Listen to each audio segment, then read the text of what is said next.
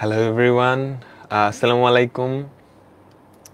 তোমরা যারা ফেসবুক ও web app থেকে কানেক্ট হয়েছো, ভাইয়াকে একটু বলো ভাইয়ার অডিও আর ভিডিও ঠিক আছে কিনা। তোমরা যারা ফেসবুক আর ওয়েব অ্যাপ থেকে কানেক্ট হয়েছো, ভাইয়াকে একটু বলো ভাইয়ার অডিও আর ভিডিও ঠিক আছে কিনা।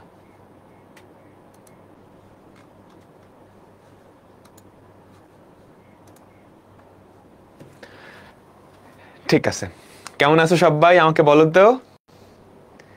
আজকে আমরা কম্পিউটার প্রোগ্রামিং বা প্রোগ্রামিং ভাষা তোমাদের যে চ্যাপ্টারটা, ওই চ্যাপ্টারটা দ্বিতীয় ক্লাসটা করব। সবাই প্রথম ক্লাসটা করে আসছো না? তাই তো, সবাই প্রথম ক্লাসটা আশা করি করে আসছো। তো এটা আমাদের দ্বিতীয় ক্লাস। তো প্রথম ক্লাস থেকে মূলত এমসিকিউ আসে কিংবা খতে আসে 2 নাম্বারের। কি আসে খতে? কম্পাইলার আর ইন্টারপ্রিটারের পার্থক্য, কম্পাইলার আর ইন্টারপ্রিটারের পার্থক্য, আর হচ্ছে হাই লেভেল ল্যাঙ্গুয়েজ আর মেশিন ল্যাঙ্গুয়েজ, এই দুটার পার্থক্য।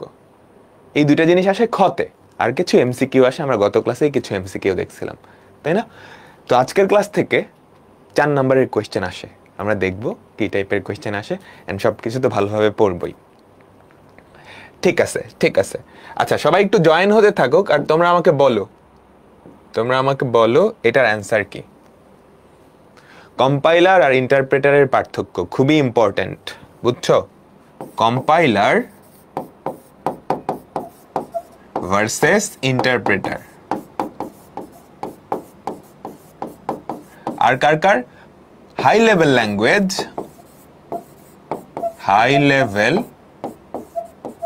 ল্যাঙ্গুয়েজ, ভার্সেস মেশিন ল্যাঙ্গুয়েজ, এই দুইটার পার্থক্য। ঠিক আছে, এগুলা নরমালি খতে আসে, এমসিকিউতে আসে। দেখো, কম্পাইলার ও ইন্টারপ্রেটারের মধ্যে পার্থক্য রয়েছে প্রোগ্রামটি অনুবাদের ক্ষেত্রে। আছে? হ্যাঁ, কাজের গতির ক্ষেত্রে, ভুল প্রদর্শনের ক্ষেত্রে। তাহলে আমাদের অ্যান্সার কি? 3টাই না? তাই তো, ও একসাথে পুরাটাকে অনুবাদ করে, ও লাইন বাই লাইন অনুবাদ করে। কাজের গতি, ভুল প্রদর্শন সবগুলাই কি আমাদের পার্থক্য আছে। বুঝতে পারলাম? ঠিক আছে, ঠিক আছে। এবার একটা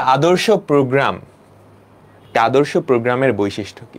তো প্রোগ্রাম কি এটা আমরা জানি না। ধরো তুমি একটা ক্যালকুলেটর বানাইছো, ক্যালকুলেটরের ভেতরের যেই প্রোগ্রামটা, ওটাও একটা প্রোগ্রাম। ক্যালকুলেটর কই? এখানে ক্যালকুলেটর নাই। আচ্ছা, একটা ক্যালকুলেটরের ভেতরের ক্যালকুলেশনের যাবতীয় সব কাজ একটা প্রোগ্রাম দিয়ে করে না? তাই তো।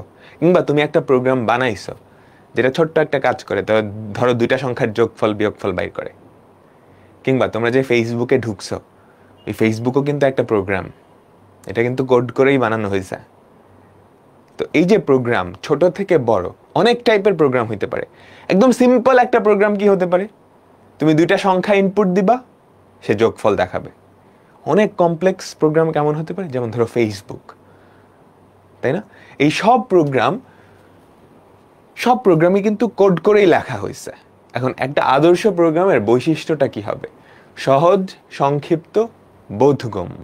তার মানে কোড যেটা লেখা হয়েছে আর কি, সি প্রোগ্রাম দিয়ে লেখা হয়েছে বা যেই প্রোগ্রাম দিয়ে লেখা হোক, কোডটা সহজ, সংক্ষিপ্ত এবং বোধগম্য হওয়া লাগবে।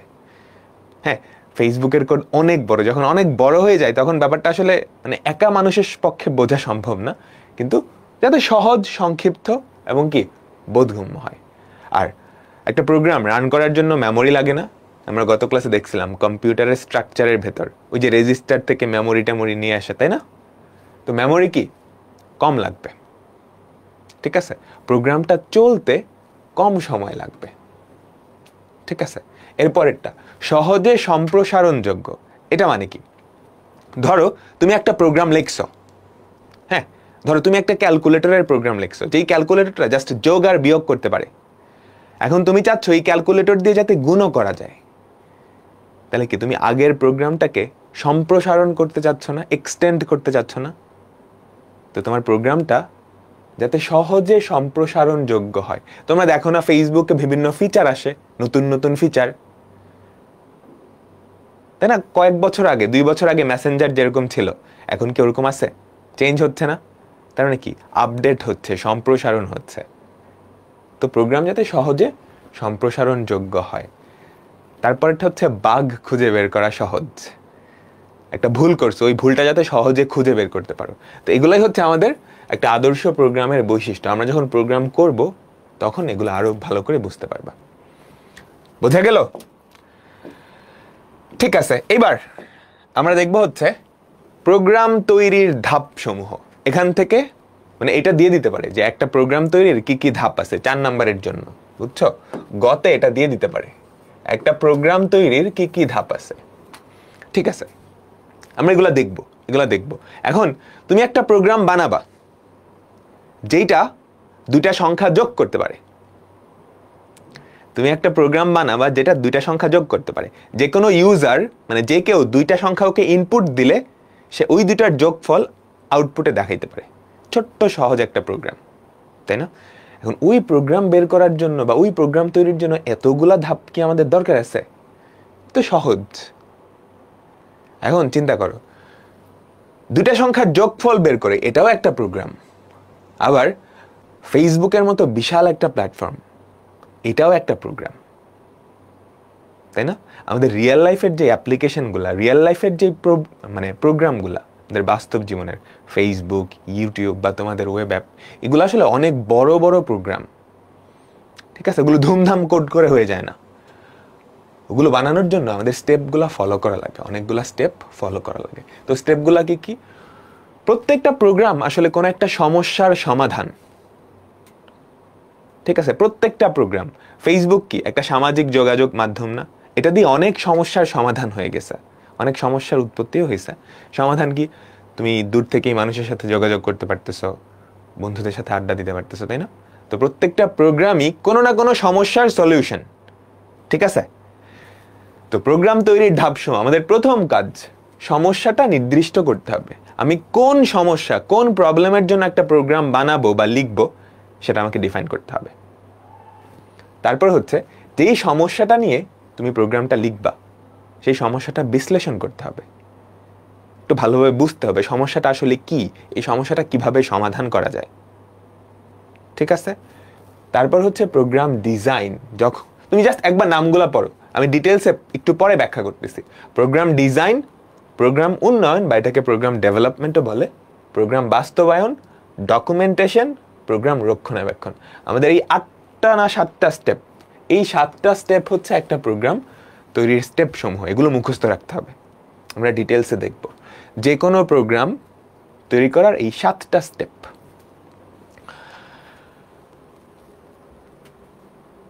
ঠিক আছে, ঠিক আছে, দেখা হয়েছে। একবার রিডিং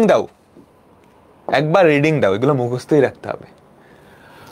সমস্যা নির্দিষ্টকরণ, সমস্যা বিশ্লেষণ, প্রোগ্রাম ডিজাইন, প্রোগ্রাম উন্নয়ন বা প্রোগ্রাম ডেভেলপমেন্ট, প্রোগ্রাম বাস্তবায়ন, ডকুমেন্টেশন, প্রোগ্রাম রক্ষণাবেক্ষণ। ঠিক আছে, আমরা প্রথম স্টেপ আসি, সমস্যা নির্দিষ্টকরণ। আমাদের কোনো একটা স্পেসিফিক সমস্যা সমাধানের জন্য একটা কি প্রোগ্রাম বানাইতে হয়, তাই না? ধরো তুমি ফিউচারে গিয়ে একটা কি করবা, সবাই উবার চালাইছো, ফুড পান্ডা চালাইছো, অ্যাপগুলা, ওগুলোও কিন্তু এক একটা প্রোগ্রাম, তাই না? তাই তো, তুমি একটা ধরো ডেলিভারি সিস্টেম বানাবা, একটা ফুড ডেলিভারি সিস্টেম বানাবা, তাহলে তুমি সমস্যাটা নির্দিষ্ট করছো, একটা ফুড ডেলিভারি সিস্টেম তুমি বানাবা, এটা তোমার সমস্যা।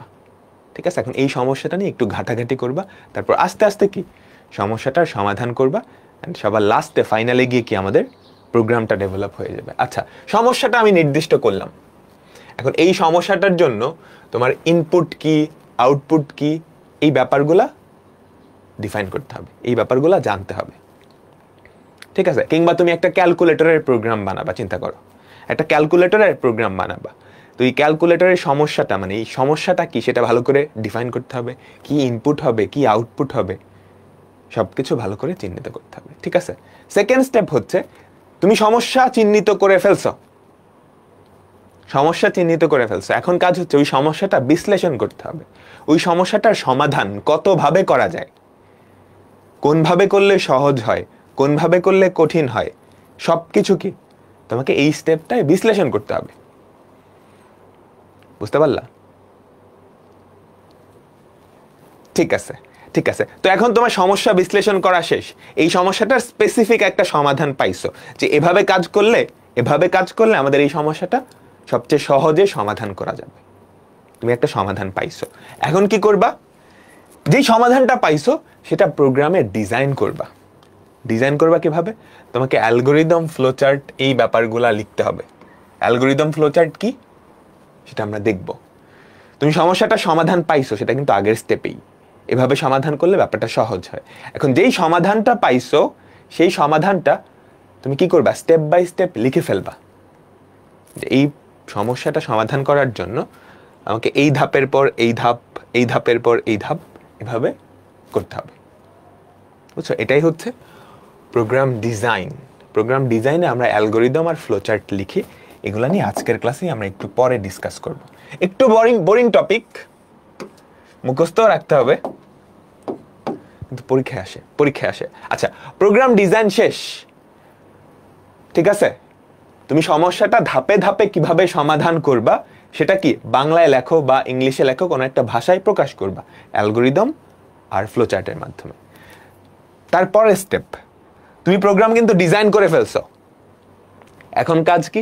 যেই ডিজাইনটা করছো সেই ডিজাইনটা কোড করা। কোড করা মানে কি? কোনো একটা প্রোগ্রামিং ল্যাঙ্গুয়েজ, সি হতে পারে, পাইথন হতে পারে, জাভা হতে পারে, এই প্রোগ্রামিং ল্যাঙ্গুয়েজগুলো দিয়ে কোড করবা ওই সমস্যাটার সমাধানটা, যেটা আগে অ্যালগোরিদম আর ফ্লোচার্টে বাংলা বা ইংরেজি ভাষায় লেখা ছিল, তুমি সেইটাকে এখন প্রোগ্রামিং ভাষায় নিয়ে আসবা, মানে কম্পিউটারের ভাষায় লিখবা। বুঝতে পারলাম? ঠিক আছে। তো এই স্টেপেই মূলত কোড করা হয়, কোডিং। এই স্টেপেই কি আমাদের কোডিং করা হয়। বুঝলাম? আমাকে বলো, নোট করা লাগবে কি না? আমার স্লাইডটা দেখো তাহলেই হবে। হ্যাঁ, এগুলো জাস্ট রিডিং পড়লেই হয়। আচ্ছা, প্রোগ্রাম ডেভেলপমেন্ট বোঝা গেছে। এই স্টেপে তুমি কি করলা? কোড করে ফেলছো প্রোগ্রামিং ল্যাঙ্গুয়েজ দিয়ে, কোনো একটা প্রোগ্রামিং ল্যাঙ্গুয়েজ দিয়ে। আগের স্টেপে যেই স্টেপ বাই স্টেপ যে স্টেপগুলো রেডি করছিলা ওই স্টেপ ওয়াইজ জাস্ট কোড করে ফেলছো। ঠিক আছে। এখন কোড করা শেষেই কিন্তু আমাদের প্রোগ্রামটা পুরোপুরি হয়ে যায় না। হ্যাঁ, আমার কোড করা শেষ। তারপরের স্টেপটা হচ্ছে প্রোগ্রাম বাস্তবায়ন। এখন তুমি যে কোড করছো, প্রোগ্রামটা লিখছো, এখন প্রোগ্রামে তো ভুল থাকতে পারে, তাই না? বিভিন্ন টাইপের ভুল হতে পারে। ভুলগুলাকে কি বাগ বলে। ডিবাগ করতে হবে, ভুল থাকলে ভুলগুলা দূর করতে হবে। তারপর টেস্ট করতে হবে, টেস্ট রান দিতে হবে, তাই না? তাই তো, যে প্রোগ্রামটা আসলেই কাজ করতেছে কিনা। ধরো তুমি কি করছো, একটা রেজাল্ট তৈরির অ্যাপ বানাইছো, ঠিক আছে? এসএসসি রেজাল্ট দিবে এরকম একটা অ্যাপ বানাইছো, তুমি কোড করা শেষ। এখন কি তুমি সরাসরি এটা ছেড়ে দিবা বাজারে? তোমাকে টেস্ট করতে হবে না যে এটা আসলেই ঠিকঠাক কাজ করে কিনা, তাই না? তুমি ধরো 100টা বা 200টা স্টুডেন্টের ডেটার উপরে একটা রেজাল্ট বানায় দেখবা যে সব কিছু ঠিক আছে না কিনা, কারণ এগুলো তো সেন্সিটিভ।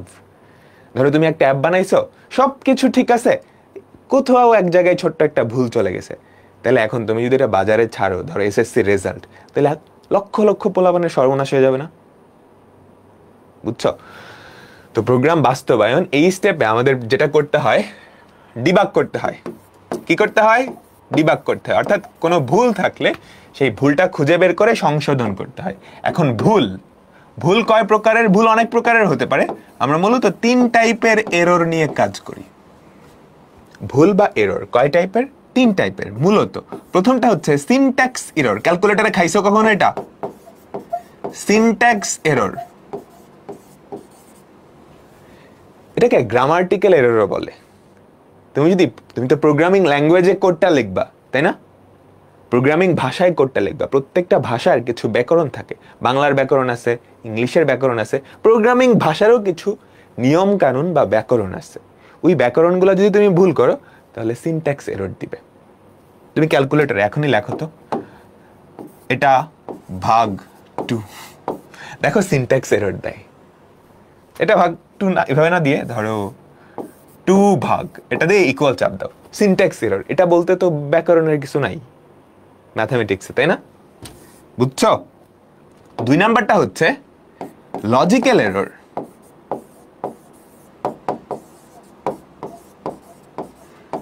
লজিক্যাল এরর, নাম শুনেই বুঝতে পারতেছো তুমি লজিকে ভুল করতেছো। ধরো তুমি রেজাল্ট তৈরির একটা অ্যাপ বানাবা, ঠিক আছে?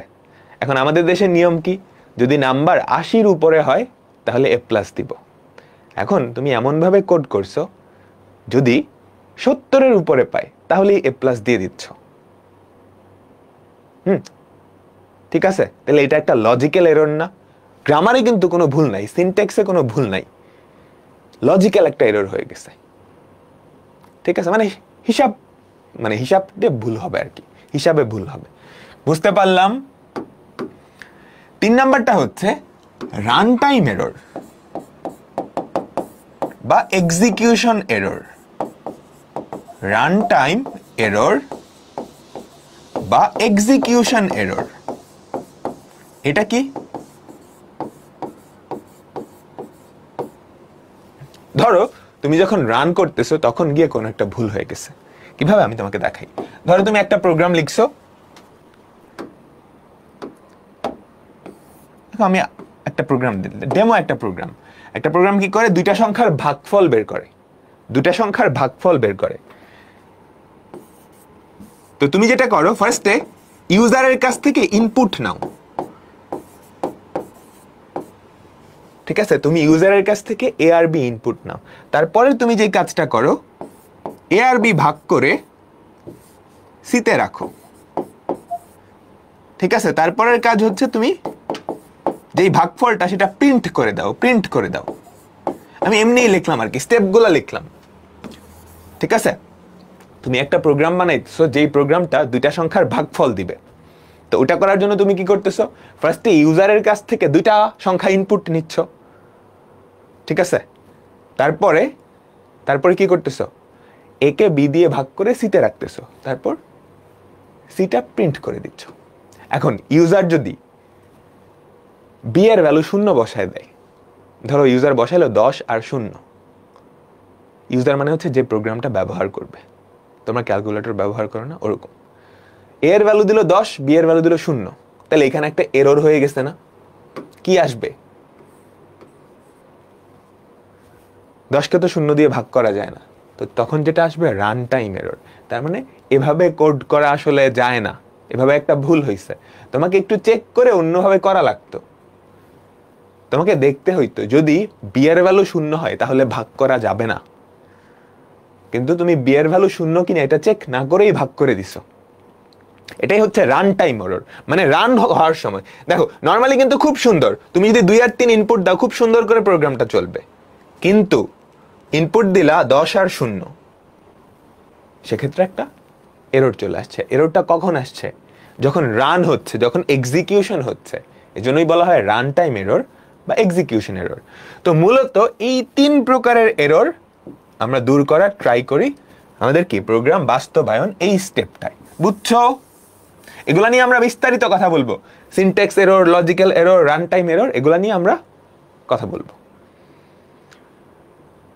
ঠিক আছে? হ্যাঁ, ম্যাথ এরর টাইপের এরর, সেটাই কি আমাদের রান টাইম এরর। ক্যালকুলেটরে ম্যাথ এরর দেখছো না, ওটাই কি রান টাইম এরর। আর লজিক্যাল এরর আসলে এরর না, এটা হচ্ছে মানে প্রোগ্রামের এরর না, এটা হচ্ছে প্রোগ্রামারের এরর। প্রোগ্রামার কি, যে প্রোগ্রামটা লিখতেছে ও কিছু একটা লজিকে ভুল করছে, যুক্তিতে ভুল করছে। বুঝছো? ঠিক আছে, তো আমরা এরর দেখলাম। তো এই স্টেপে কি আমাদের এররগুলা দূর করে। আচ্ছা, প্রোগ্রাম লেখা শেষ হলেই কি কাজ শেষ? তোমরা যে ফেসবুক চালাইতেছো, জাকারবার্গ কি কোড করেই ছেড়ে দিছে, ওর পিসিতে রান দিয়েই ছেড়ে দিছে? না, এই প্রোগ্রামটা কোনো একটা সার্ভারে হোস্ট করতে হবে, আর অনেক হাবিজাবি কাজ করতে হবে, তাই না? ওই কাজগুলাও এই প্রোগ্রাম বাস্তবায়ন এই স্টেপটাতেই করা হয়। ঠিক আছে, তোমরা এই যে ওয়েব অ্যাপে বা ফেসবুকে ক্লাস দিচ্ছ, এগুলো কি কোনো একটা সার্ভার থেকে, দূরের একটা সার্ভার থেকে তোমার কম্পিউটারে আসতেছে, তাই না? এই কাজগুলাও এখানে করে। হ্যাঁ, অত ডিটেলস দরকার নেই। আচ্ছা, প্রোগ্রাম বাস্তবায়ন করে ফেলছি, এখনকার কাজ হচ্ছে পরের স্টেপটা কি? Program documentation. তুমি একটা প্রোগ্রাম লিখছো, ঠিক আছে? এখন ওই প্রোগ্রামের ইউজুয়ালি প্রোগ্রামগুলো কিন্তু অনেক বড় হয়। আমাদের রিয়েল লাইফের যে অ্যাপ্লিকেশন প্রোগ্রামগুলো, সেগুলো কিন্তু অনেক বড় হয়, দেখা যায় যে লক্ষ লক্ষ লাইন থাকে। এখন প্রোগ্রামের কোন অংশে কি কাজ হচ্ছে এগুলা তুমি যদি ঠিকমতো ডকুমেন্টেশন না করে রাখো, কয়েকদিন পরে তুমি কিন্তু নিজেই ভুলে যাবা যে এটা কি কাজ করতেছে, তাই না? বলো, তুমি 1,00,000 লাইনের একটা প্রোগ্রাম লিখছো, হ্যাঁ, এখন তুমি যদি ডকুমেন্ট না করো যে কোথায় কি হচ্ছে, ডকুমেন্টেশন না করো, তাহলে কিন্তু 1 মাস পরে তুমিই ভুলে যাবা। তুমি একা যখন কাজ করতেছো, এখন রিয়েল লাইফে কখনোই একটা প্রবলেম বা একটা প্রোগ্রামের উপর একজন মানুষ কাজ করে না, 4 থেকে অনেক মানুষ কাজ করে, ঠিক আছে? এখন অনেক মানুষ মিলে যদি কাজ করে, তুমি একটা কোড লিখছো, তোমার কলিগ তোমার সাথে যে কাজ করতেছে ও একটা কোড লিখছে, এখন দুইটা যখন মিলাইতে যাবা, তুমি কোড কি লিখছো আর তোমার কলিগ কোড কি লিখছে, একজন তো আরেকজনেরটা বুঝতে পারবা না দেখে সরাসরি। এই বোঝাটা যাতে সহজ হয় এজন্য আমরা কি প্রোগ্রামটা ডকুমেন্টেশন করে রাখি যে কোন অংশে কি কাজ করছি, ঠিক আছে? কমেন্ট লেখা লাগবে, তাই না? তোমরা দেখবা, তোমরা ছোট্ট ছোট্ট 1 পাতার প্রোগ্রামে লিখতেছো, তুমি যেই প্রোগ্রাম লিখছো এটা তুমি ছাড়া তোমার বন্ধু বুঝতে গেলেই খবর হয়ে যাইতেছে, তাই না? এখন ফেসবুক চিন্তা করো, ফেসবুক একটা প্রোগ্রাম না, এখানে হাজার হাজার সফটওয়্যার ইঞ্জিনিয়ার আছে, লক্ষ লক্ষ লাইনের কোড আছে, এই সবগুলো একসাথে মিলেই তো কাজ করতেছে। তো একজন কি কোড করছে সেটা তার কলিগ সাথে যারা কাজ করতেছে তাদের তো বোঝা দরকার। সেটার জন্যই কি আমাদের প্রোগ্রাম ডকুমেন্টেশন সবার লাস্টের স্টেপ। এটা হচ্ছে প্রোগ্রাম রক্ষণাবেক্ষণ। তুমি একটা প্রোগ্রাম লিখছো, লিখেই কি কাজ শেষ? লিখেই ঘুমায় পড়ছো? লিখে বাস্তবায়ন করে ডকুমেন্টেশন করে ঘুমায় পড়লে হবে? ফেসবুক যখন প্রথম বানাইছে জুকারবার্গ, এটা কত সালে, 2006 বা 7 সালে না? ওই ফেসবুক আর এখনকার ফেসবুক কি সেম? ওটা কি প্রতিনিয়ত আপডেট হচ্ছে, তাই না? তাই তো, কোনো ভুল ধরা পড়লে ফেসবুকে মাঝে মাঝে বাগ চলে আসে না? সেগুলো কি আপডেট হচ্ছে না প্রতিনিয়ত? তো প্রোগ্রাম রক্ষণাবেক্ষণ করা মানেই হচ্ছে এইটা, প্রোগ্রামের আধুনিকীকরণ, পরিবর্ধন, এই কাজগুলোও করা।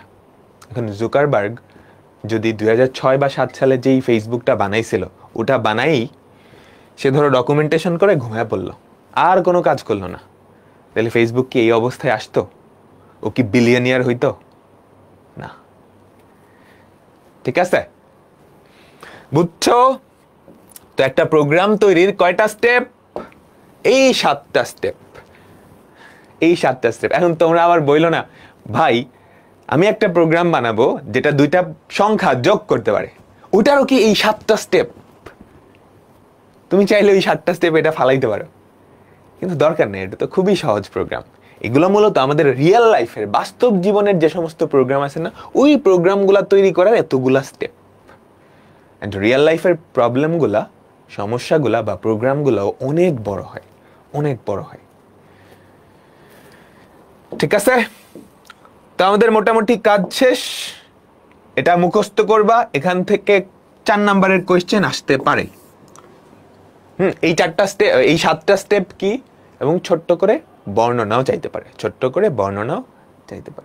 ঠিক আছে? এমসিকিউ আসে, দেখো তো এটা কি? প্রোগ্রাম রচনার জন্য প্রয়োজন সমস্যা শনাক্তকরণ, প্রোগ্রাম বাগ করা, প্রোগ্রাম ডিবাগিং করা। কোনটা? সমস্যা শনাক্তকরণ, হ্যাঁ। প্রোগ্রাম বাগ করা, এটা কি দরকার? তুমি কি ইচ্ছা করে প্রোগ্রামে ভুল ধরবা? না। প্রোগ্রাম ডিবাগিং করা, তার মানে কি? 1 আর 3, আমাদের উত্তর হচ্ছে বি। ঠিক আছে, এখন কোন প্রোগ্রামাররা কি ইচ্ছা করে বাগ করে? তোমরা হ্যাকিং এর নাম শুনছো না? হ্যাকিং মূলত এই বাগের কারণেই হয়। এবং খেয়াল করে দেখবা, যারা হ্যাক করে, ধরো ফেসবুককে একজন হ্যাক করলো, ম্যাক্সিমাম ক্ষেত্রে দেখা যায় ও ফেসবুকের সাবেক কর্মচারী, সাবেক সফটওয়্যার ইঞ্জিনিয়ার। ইচ্ছা করেই ছোট্ট একটা বাগ রেখে গেছিল, যাতে করে ফেসবুক যদি ওর সাথে কোনো অন্যায় করে বা ওর সাথে ঝামেলা করে, ও পরবর্তীতে বের হয়ে ফেসবুক হ্যাক করতে পারে, বা এই টাইপের। ইউজুয়ালি এখন এরকম হয় না, বাট অনেক আগের দিকে যখন আমাদের ইন্টারনেট জাস্ট স্টার্ট হয়েছে তখন মানুষজন এগুলো করতো, বুঝছো? আচ্ছা, তোমরা এটিএম কার্ড দিয়ে টাকা তুলছো? কে কে তুলছো না সবাই? এটাও কিন্তু একটা প্রোগ্রাম, পুরো বাংলাদেশের সব জায়গায়, ঠিক আছে? এখন ধরো কথার কথা, তোমাকে কি করছে, এই পুরা এটিএম যে সিস্টেম ওটার কোড করতে দেওয়া হইলো, প্রোগ্রাম করতে দেওয়া হইলো। তুমি অনেক চালাক, তুমি এখানে ছোট্ট করে একটা বাগ রেখে দিছো। কি বাগ? প্রত্যেকটা ট্রানজ্যাকশনে, প্রত্যেকবার যখন কার্ড ঢুকায়, হ্যাঁ, তখন কি টাকা ট্রান্সফার হয় না? তুমি যেটা করছো, যে পরিমাণ টাকা ট্রান্সফার হয় ওর থেকে ছোট্ট একটা অংশ, ধরো 0.01 পয়সা, 0.01 পয়সা কি করছো, তোমার একটা অ্যাকাউন্টে ট্রান্সফার করতেছো। তুমি কোড করার সময় একটা বাগ রেখে দিছো, 0.01 পয়সা তোমার একটা অ্যাকাউন্টে ট্রান্সফার করতেছো। এখন কাহিনী যেটা হয়েছে, মানুষজন এটিএম কার্ড দিয়ে টাকা তুলতেছে, ও দেখতেছে 0.01 পয়সা, এটা মানে কই জানি চলে যাচ্ছে। এখন এত কম টাকা দেখে ও ইগনোর করতেছে, ধরো ব্যাংক অথরিটিও ইগনোর করতেছে। কিন্তু চিন্তা করো, দিনে কিন্তু কোটি কোটি ট্রানজ্যাকশন হয়, তাহলে তোমার অ্যাকাউন্টে কিন্তু প্রতিদিন ভালো অ্যামাউন্টের টাকাই ঢুকবে, তাই না? এরকম একটা কাহিনী হয়েছিল, বুঝছো? কিন্তু এখন এগুলা করা সম্ভব না, মানে এখন সিকিউরিটি অনেক অ্যাডভান্সড হয়েছে, ঠিক আছে? তারপরে আমাকে বলো তো, প্রোগ্রাম তৈরিতে, প্রোগ্রাম ডিজাইনের পরবর্তী ধাপ কোনটা? প্রোগ্রাম ডিজাইনের পরবর্তী ধাপ কোনটা? প্রোগ্রাম ডিজাইন করার পর আমরা কি প্রোগ্রাম ডেভেলপমেন্ট করি না, প্রোগ্রাম উন্নয়ন করি না? বলো, প্রোগ্রাম ডিজাইন শেষ, তারপরে কি করবা? যে ডিজাইনটা করছো ওটাকে কি একটা প্রোগ্রামিং ভাষায় লেখা হয় না, সেটাকেই তো প্রোগ্রাম ডেভেলপমেন্ট বা প্রোগ্রাম উন্নয়ন বলে, তাই না? সেটা কি? Programme coding. সি কেন লিখতেছো? এই যে দেখো, প্রোগ্রাম ডিজাইন, এই স্টেপটা কোনটা? এইটা। তারপর কি প্রোগ্রাম ডেভেলপমেন্ট, এটা কি এই স্টেপে কি করা হয়? কোড করা হয়। এই স্টেপে কি করা হয়? কোড করা হয়। একটু আগেই পড়াইছি, ভুলে গেছো, দেখছো? ঠিক আছে, ওকে। আমরা এখন সিম্পল একটা প্রোগ্রামের সংগঠন দেখব, মানে সিম্পল একটা প্রোগ্রাম কি টাইপের। নর্মালি তোমরা তোমাদের কলেজে উঠে, মানে তোমাদের কলেজের সিলেবাসে যেই প্রোগ্রামগুলা লিখবা, সেই প্রোগ্রামগুলার কেমন, সেই প্রোগ্রামগুলার সংগঠন কিরকম, ঠিক আছে? একদম সহজ সিম্পল কিছু প্রোগ্রাম যেগুলো তোমরা কলেজে শিখবা। এই প্রোগ্রামগুলার স্ট্রাকচারটা কেমন? এই প্রোগ্রামগুলাই তুমি যেটা করবা, কিছু ইনপুট নিবা, ইউজারের কাছ থেকে কিছু ইনপুট নিবা। প্রথমত ইউজারের কাছ থেকে কিছু ইনপুট নিবা, ঠিক আছে? এটা হচ্ছে প্রথম স্টেপ। তারপরের স্টেপ হচ্ছে তুমি এই ইনপুটগুলোর উপর বিভিন্ন কাজ করবা, প্রসেস করবা। সেটা ডিপেন্ড করে তুমি প্রোগ্রামটা কিসের জন্য লিখতেছো, বুঝছো? তুমি ইউজারের কাছ থেকে কিছু ইনপুট নিবা, তারপর সেই ইনপুটগুলোর উপর প্রসেস করবা।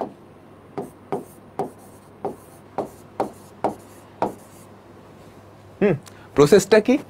এটা তোমার সমস্যার উপরে। ধরো তোমাকে বললো 10টা সংখ্যা নিয়ে যোগ করতে, তাহলে ইউজারের কাছ থেকে 10টা সংখ্যা নিবা, প্রসেসিং স্টেপে গিয়ে ওই 10টা সংখ্যা যোগ করবা, তাহলে আউটপুটটা ফেরত পাবা না? লাস্ট স্টেপে কি করবা? তুমি আউটপুটটা দেখায় দিবা ইউজারকে, বুঝছো? একটা সিম্পল প্রোগ্রামের স্ট্রাকচার হচ্ছে এইটা, আউটপুটটা ইউজারের কাছে দেখায় দিবা।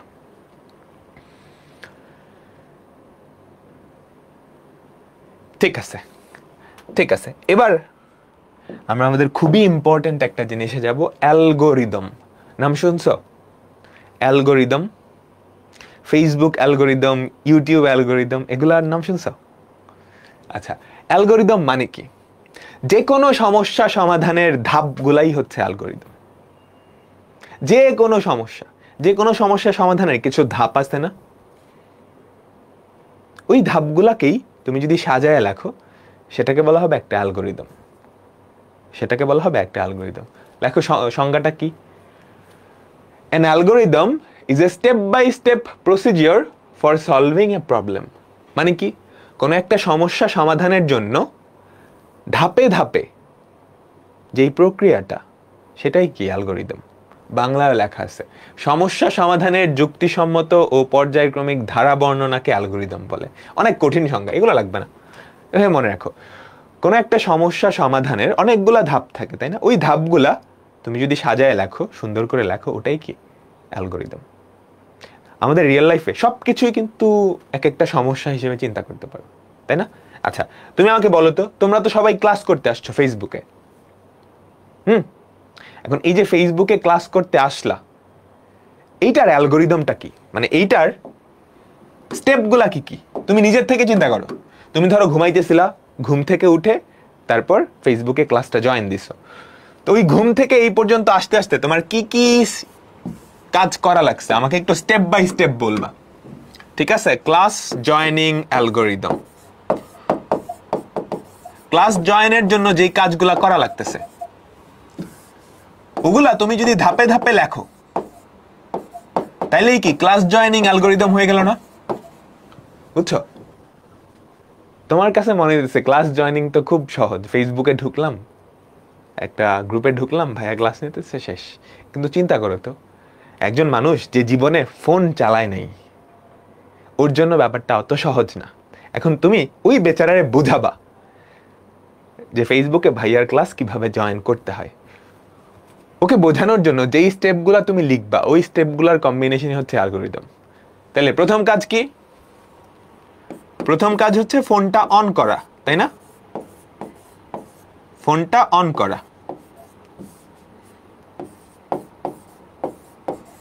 অন করা, ঠিক আছে? তারপরে স্টেপ কি? ফোনে ইন্টারনেট কানেকশন আছে কিনা সেটা দেখা। ইন্টারনেট কানেকশন না থাকলে ডেটা বা ওয়াইফাই অন করা, তাই না? এটা দ্বিতীয় স্টেপ না? তাই তো? ঠিক আছে, তৃতীয় স্টেপ কি? লেখো লেখো সবাই। তৃতীয় স্টেপ, দ্বিতীয় স্টেপ কি? ফোনে ইন্টারনেট কানেকশন আছে কিনা সেটা তুমি চেক করবা। যদি ডেটা মানে ইন্টারনেট কানেকশন না থাকে, সেটা অন করবা, সেটা অন করে নিতে হবে।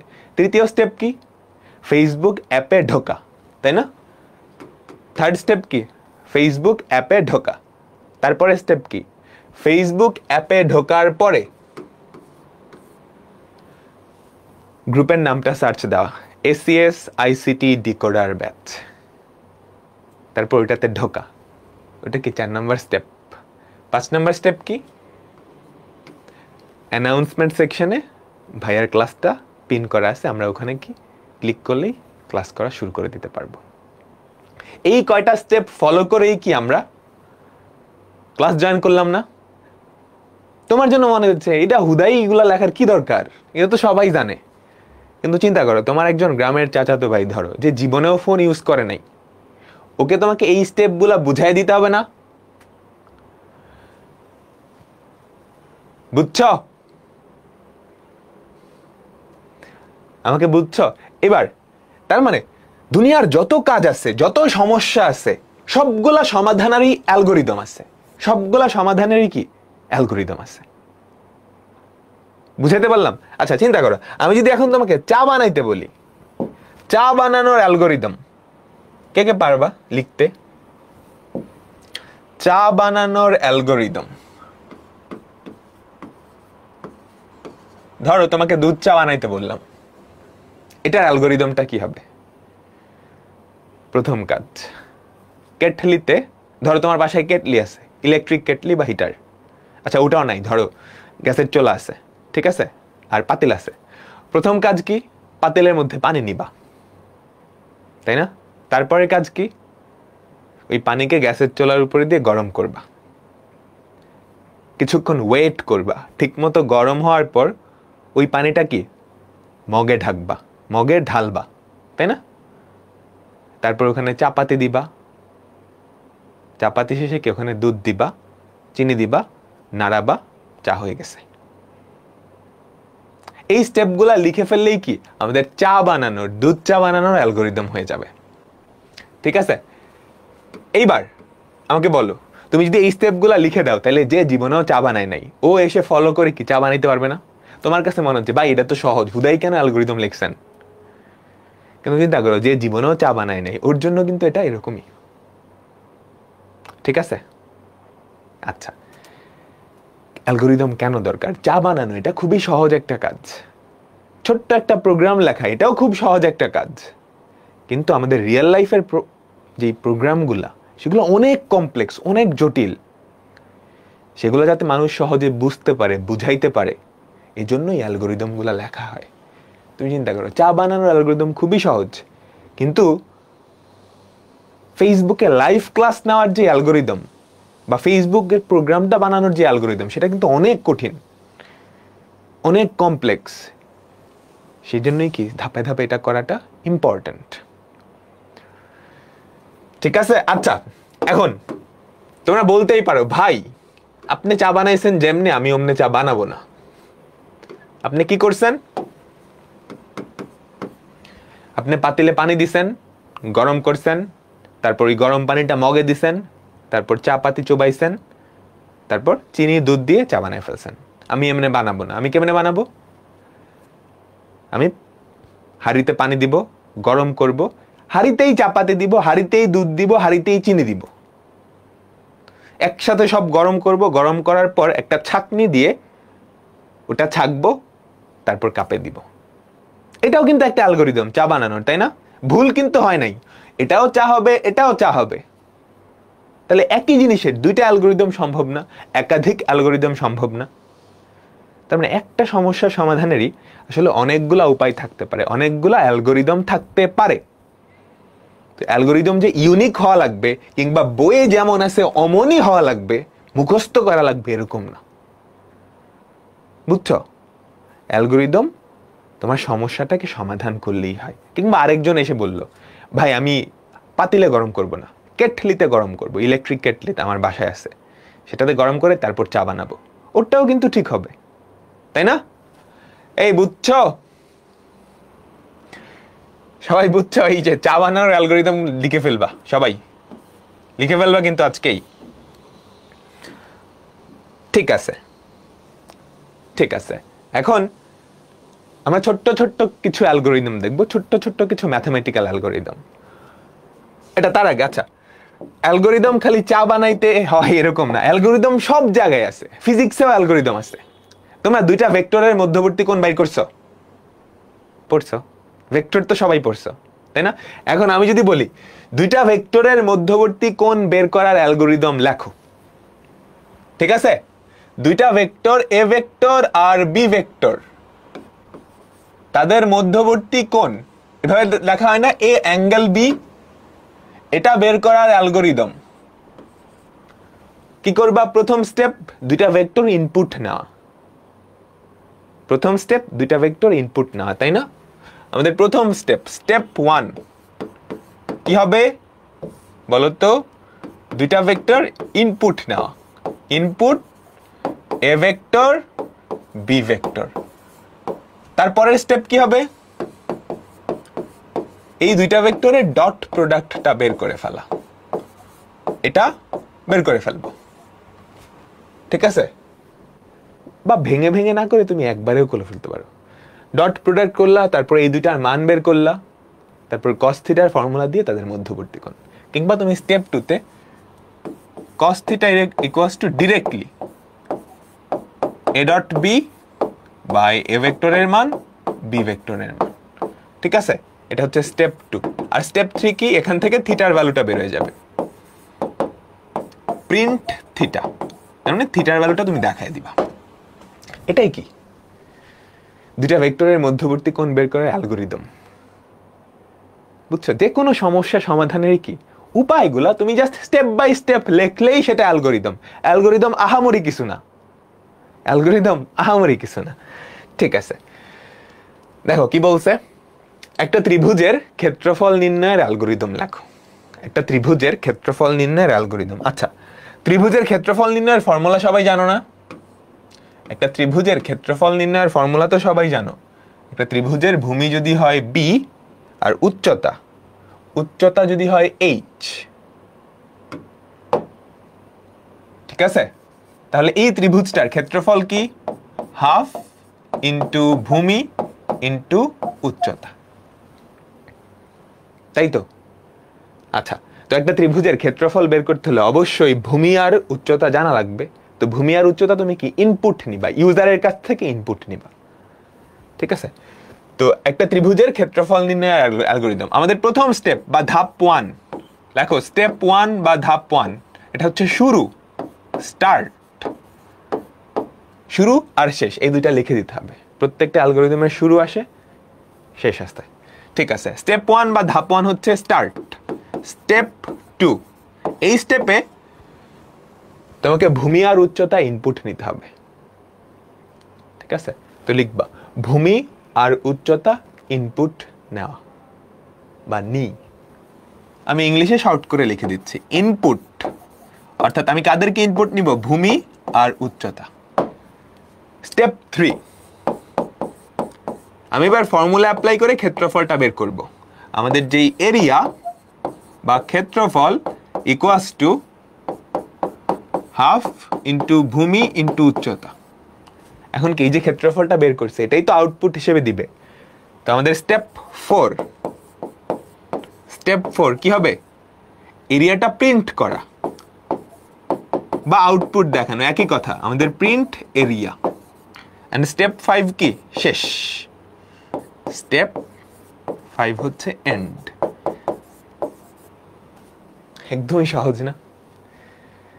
এই কাজটা করার জন্য যে ধাপগুলো আছে ওগুলো আমি সুন্দর করে সাজায় লিখছি, ঠিক আছে? এখন একটা বাচ্চা ছেলে যে ক্ষেত্রফল বের করতে জানেও না, ও এটা দেখে সব বুঝে ফেলবে না? বুঝছো? প্রথম স্টেপ আর লাস্টের স্টেপ এই দুইটা সেম, এটা স্টার্ট, এটা এন্ড। প্রোগ্রামের স্টার্ট করতে হয় না, স্টার্ট এন্ড, এটা সব জায়গায়, সব অ্যালগরিদমে এই দুইটা ফিক্সড, সব অ্যালগরিদমে এই দুইটা ফিক্সড, ঠিক আছে? আমি তো ইংলিশে লিখলাম, তুমি ইংলিশে লিখবা না, তুমি বাংলায় আরেকটু সুন্দর করে লিখবা। কিভাবে লিখবা খেয়াল করো। স্টেপ 4 বুঝি নেই? আচ্ছা, প্রিন্ট মানে কি? প্রিন্টের বাংলা কি? ছাপানো। এটা মানে হচ্ছে আউটপুট দেখানো। প্রত্যেকটা প্রোগ্রামের ইনপুট কি? ভূমি আর উচ্চতা দিবে। তুমি কি আউটপুট হিসেবে ক্ষেত্রফল দিবা না? আউটপুট হিসেবে ক্ষেত্রফল দিবা না। এখন ক্ষেত্রফল কেমনে দেখাবা? কম্পিউটারের স্ক্রিনে প্রিন্ট করেই তো দেখাবা, তাই না? এই জন্যই লেখা হয়েছে প্রিন্ট এরিয়া, অর্থাৎ এই ক্ষেত্রফলটা তুমি কম্পিউটারের স্ক্রিনে প্রিন্ট করে দেখাবা, বা আউটপুট লিখলেও হয়, আউটপুট এরিয়া, ঠিক আছে? ভাই এগুলো আসে এত সহজগুলো আসে না। দেখো তোমাকে অ্যালগরিদম লিখলে এভাবে, আমি ইংরেজিতে যেটা শর্ট করে লিখছি, তুমি পরীক্ষার খাতায় তো এভাবে লিখবা না, পরীক্ষার খাতায় এভাবে লিখবা। প্রথম স্টেপ কি? শুরু। দ্বিতীয় স্টেপ কি? ভূমি আর উচ্চতার মান গ্রহণ করা, মানে ইনপুট নেওয়া। ভূমি আর উচ্চতার মান ইনপুট নেওয়া। ত্রিভুজের ক্ষেত্রফল ইকুয়ালস টু হাফ ইন্টু ভূমি ইন্টু উচ্চতা সূত্র ব্যবহার করে ক্ষেত্রফলটা নির্ণয় করা। এটা হচ্ছে আমাদের তৃতীয় স্টেপ। ধাপ 4 হচ্ছে ত্রিভুজের ক্ষেত্রফল প্রদর্শন করা, যেটা আউটপুট হিসেবে। ধাপ 5 কি? শেষ। বলো সবাই কি বুঝছো? এগুলা জাস্ট নিজের ভাষায় লিখে দিবা, তাইলেই হবে। নিজের ভাষায় লিখে দিবা। বুঝতে পারলাম? আমাকে বলো তো, বলো। আমরা সহজ কিছু অ্যালগরিদম দেখতেছি। এগুলো আসলে অ্যালগরিদম লেখার দরকারই পড়ে না, কারণ এগুলো তো সবাই বুঝে। অ্যালগরিদমের আসল প্রয়োজনীয়তা তখন হয় যখন অনেক কঠিন একটা সমস্যা আছে, সেটা বোঝানোর জন্য, সেটা যাতে আমরা সহজে বুঝতে পারি, সেজন্য অ্যালগরিদম লেখা হয়, ঠিক আছে? তারপরে দেখো উদাহরণ 2, 3টা ধনাত্মক পূর্ণ সংখ্যার যোগফল নির্ণয় করার অ্যালগরিদম। তাহলে কি করবা? প্রথম স্টেপ কি? শুরু। দ্বিতীয় স্টেপ কি বলো? 3টা ধনাত্মক পূর্ণ সংখ্যার যোগফল নির্ণয়ের অ্যালগরিদম। তাইলে বলো তো এখানে ইনপুট কি? 3টা ধনাত্মক পূর্ণ সংখ্যা তোমাকে ইনপুট হিসেবে দিবে, আউটপুটে কি দেখাইতে হবে? ওই 3টার যোগফল। তাহলে স্টেপ 1 কি? স্টেপ 1 হচ্ছে স্টার্ট। স্টেপ 2 কি? আমাকে বলো তো। স্টেপ 2 আমাদের কিছু ইনপুট নিতে হবে। কাদের ইনপুট নিতে হবে? Input A B C. আমাদের যে তিনটা ধনাত্মক পূর্ণ সংখ্যা, আমি তাদেরকে ইনপুট নিয়ে ABC তে রাখলাম, ABC তে রাখলাম। এবার এই তিনজনের যোগফল আমাকে বের করতে হবে। তাহলে স্টেপ 3 কি? এই তিনজনের যোগফল বের করে কোথাও রাখতে হবে। তো এই তিনজনের যোগফল বের করে আমি সাম নামের একটা চলকে রাখলাম। ঠিক আছে, এগুলো কিন্তু চলক, তোমরা ধরি XYZ ধরতা না, ওরকম। ABC হচ্ছে কি আমাদের এখানে তিনটা চলক। ইউজার যে ইনপুটটা দিবে সেই তিনটা ইনপুটকে আমরা A, B আর C তে রাখবো। ইউজার ধরো ইনপুট দিল 5, 6, 7, তাহলে A তে রাখবো 5, B তে রাখবো 6, C তে রাখবো 7। ঠিক আছে, তারপর এই তিনটা চলক যোগ করে যোগফলটা আলাদা একটা চলকে রাখবো, এই যে সাম, সাম এই চলকে রাখবো। ঠিক আছে, তাহলে আমাদের যোগফল বের হয়ে গেছে না? স্টেপ 4, এটা কি হবে? আমাদের যে যোগফলটা আছে এটাকেই আমরা আউটপুট হিসেবে দেখাবো। যোগফলটা সামটা প্রদর্শন করব বা প্রিন্ট সাম। এই তিনটা সংখ্যার যোগফল আমরা কম্পিউটারের স্ক্রিনে প্রিন্ট করব। আর স্টেপ 5 কি? আমরা প্রোগ্রামটা এন্ড করে দিব, আমরা প্রোগ্রামটা এন্ড করে দিব। বুঝছো? সবাই বলো। দেখো এটাই বাংলায় সুন্দর করে লেখা আছে, কোনো কিছু বুঝতে কি ভুল হয়েছে? মানে এরকম এক্স্যাক্টলি এরকমই লিখতে হবে এরকম না, তুমি নিজের ভাষায় লিখবা। ধাপ 1 শুরু, ইনপুট হিসেবে ABC চলকের মান গ্রহণ। এটাই হচ্ছে সেই তিনটা সংখ্যা। ঠিক আছে, ইউজার তোমাকে ইনপুট দিবে, সেই তিনটা ইনপুট তুমি কি এই তিনটা জায়গায় রাখবা। তুমি ABC না ধরে XYZ ধরতে পারতা, MNও ধরতে পারতা, তোমার যেটা ইচ্ছা। ঠিক আছে, ইনপুট নিলা, ইনপুট নিয়ে তিনটা সংখ্যা ABC এই তিনটা জায়গায় রাখলা। ঠিক আছে, এখন এই তিনটা চলকের মান যোগ করে তুমি সাম নামে আরেকটা চলকে রাখছো, সাম নামে আরেকটা জায়গা আছে সেখানে রাখছো। তাহলে এই সামটা এখন কি কি করতেছে? ওই তিনটা সংখ্যার যোগফল ধরে রাখতেছে না? এই সামটা কি প্রদর্শন করে দিছো, কাজ শেষ, কাজ শেষ। বুঝছো? আউটপুট কিভাবে বসাবে? যে এটাই তো আউটপুট, সামটাই আউটপুট না? ফলাফল মানেই তো আউটপুট, ফলাফল হিসেবে সাম চলকের মান প্রদর্শন। এখানেই তো ওই তিনটা সংখ্যার যোগফল আছে না? ইংলিশে লিখতে হবে না? ইংলিশে লিখলে হবে? তুমি বাংলা ভার্সন হলে বাংলায় লেখো, এভাবে লিখবা। ঠিক আছে, তুমি বাংলা ভার্সন হলে অবশ্যই এভাবে লিখবা। আমি এগুলো শর্ট করার জন্য এভাবে দেখাইছি, এই জিনিসটার সামারি তো এখানে দেওয়া। ঠিক আছে, আমরা দুইটা অ্যালগোরিদম দেখলাম, দুইটা পানি ভাত অ্যালগোরিদম, একদম সহজ সহজ অ্যালগোরিদম। অ্যালগোরিদম অনেক কঠিনও হতে পারে, আমরা কঠিন অ্যালগোরিদমে যাব একটু পরে, একটু পরে। তবে তার আগে আমরা আরেকটা জিনিস একটু জেনে নেই, ফ্লো চার্ট। অ্যালগোরিদম খেয়াল করো, এখানে সবকিছু বাংলায় লেখা আছে না? অনেকটা দেখতে রচনার মতো লাগতেছে, তাই না? অনেকটা দেখতে কেমন লাগতেছে? রচনার মতো লাগতেছে। এখন এই জিনিসটা কি আমরা যদি কোনোভাবে চিত্রের মাধ্যমে ফুটায় তুলতে পারতাম, ব্যাপারটা আরো সহজ হইতো না, আরো সুন্দর লাগতো না? এই জিনিসটাই আমরা যদি কোনোভাবে একটা চিত্রের মাধ্যমে ফুটায় তুলতে পারতাম, আমাদের কাছে ব্যাপারটা আরেকটু ক্লিয়ার, আরেকটু সুন্দর লাগতো, তাই না? তাই না? ভাইয়া ঘুমাতে যাওয়ার অ্যালগোরিদম লেখেন, তোমরা লিখো, লিখে সাবমিট করো ডিসকাশন গ্রুপে, ঘুমাইতে যাওয়ার অ্যালগোরিদম। ঠিক আছে, ঠিক আছে। তো এখন আমরা যে টপিকটা দেখবো সেটা হচ্ছে ফ্লোচার্ট। ফ্লোচার্ট, ফ্লোচার্ট কি? তুমি অ্যালগোরিদমে যা দেখছো, যেটা লিখছো ওটাই চিত্রের মাধ্যমে প্রকাশ করবা। তার মানে অ্যালগোরিদমের চিত্ররূপ, এটাই হচ্ছে ফ্লোচার্ট। অ্যালগোরিদমের চিত্রিক যেই ভার্সন, চিত্রিক বলতে কিছু নাই, একটা অ্যালগোরিদমকে তুমি চিত্রের মাধ্যমে প্রকাশ করলেই সেটাকে বলা হয় ফ্লোচার্ট। ঠিক আছে, এখন ফ্লোচার্ট আঁকার কিছু নিয়ম আছে, আমরা দেখবো সেগুলা। ফ্লোচার্টের সংজ্ঞা কি? যে চিত্রভিত্তিক পদ্ধতিতে বিশেষ কতকগুলো চিহ্নের সাহায্যে কোনো একটা নির্দিষ্ট সমস্যার সমাধান করা হয় তাকে ফ্লোচার্ট বলা হয়।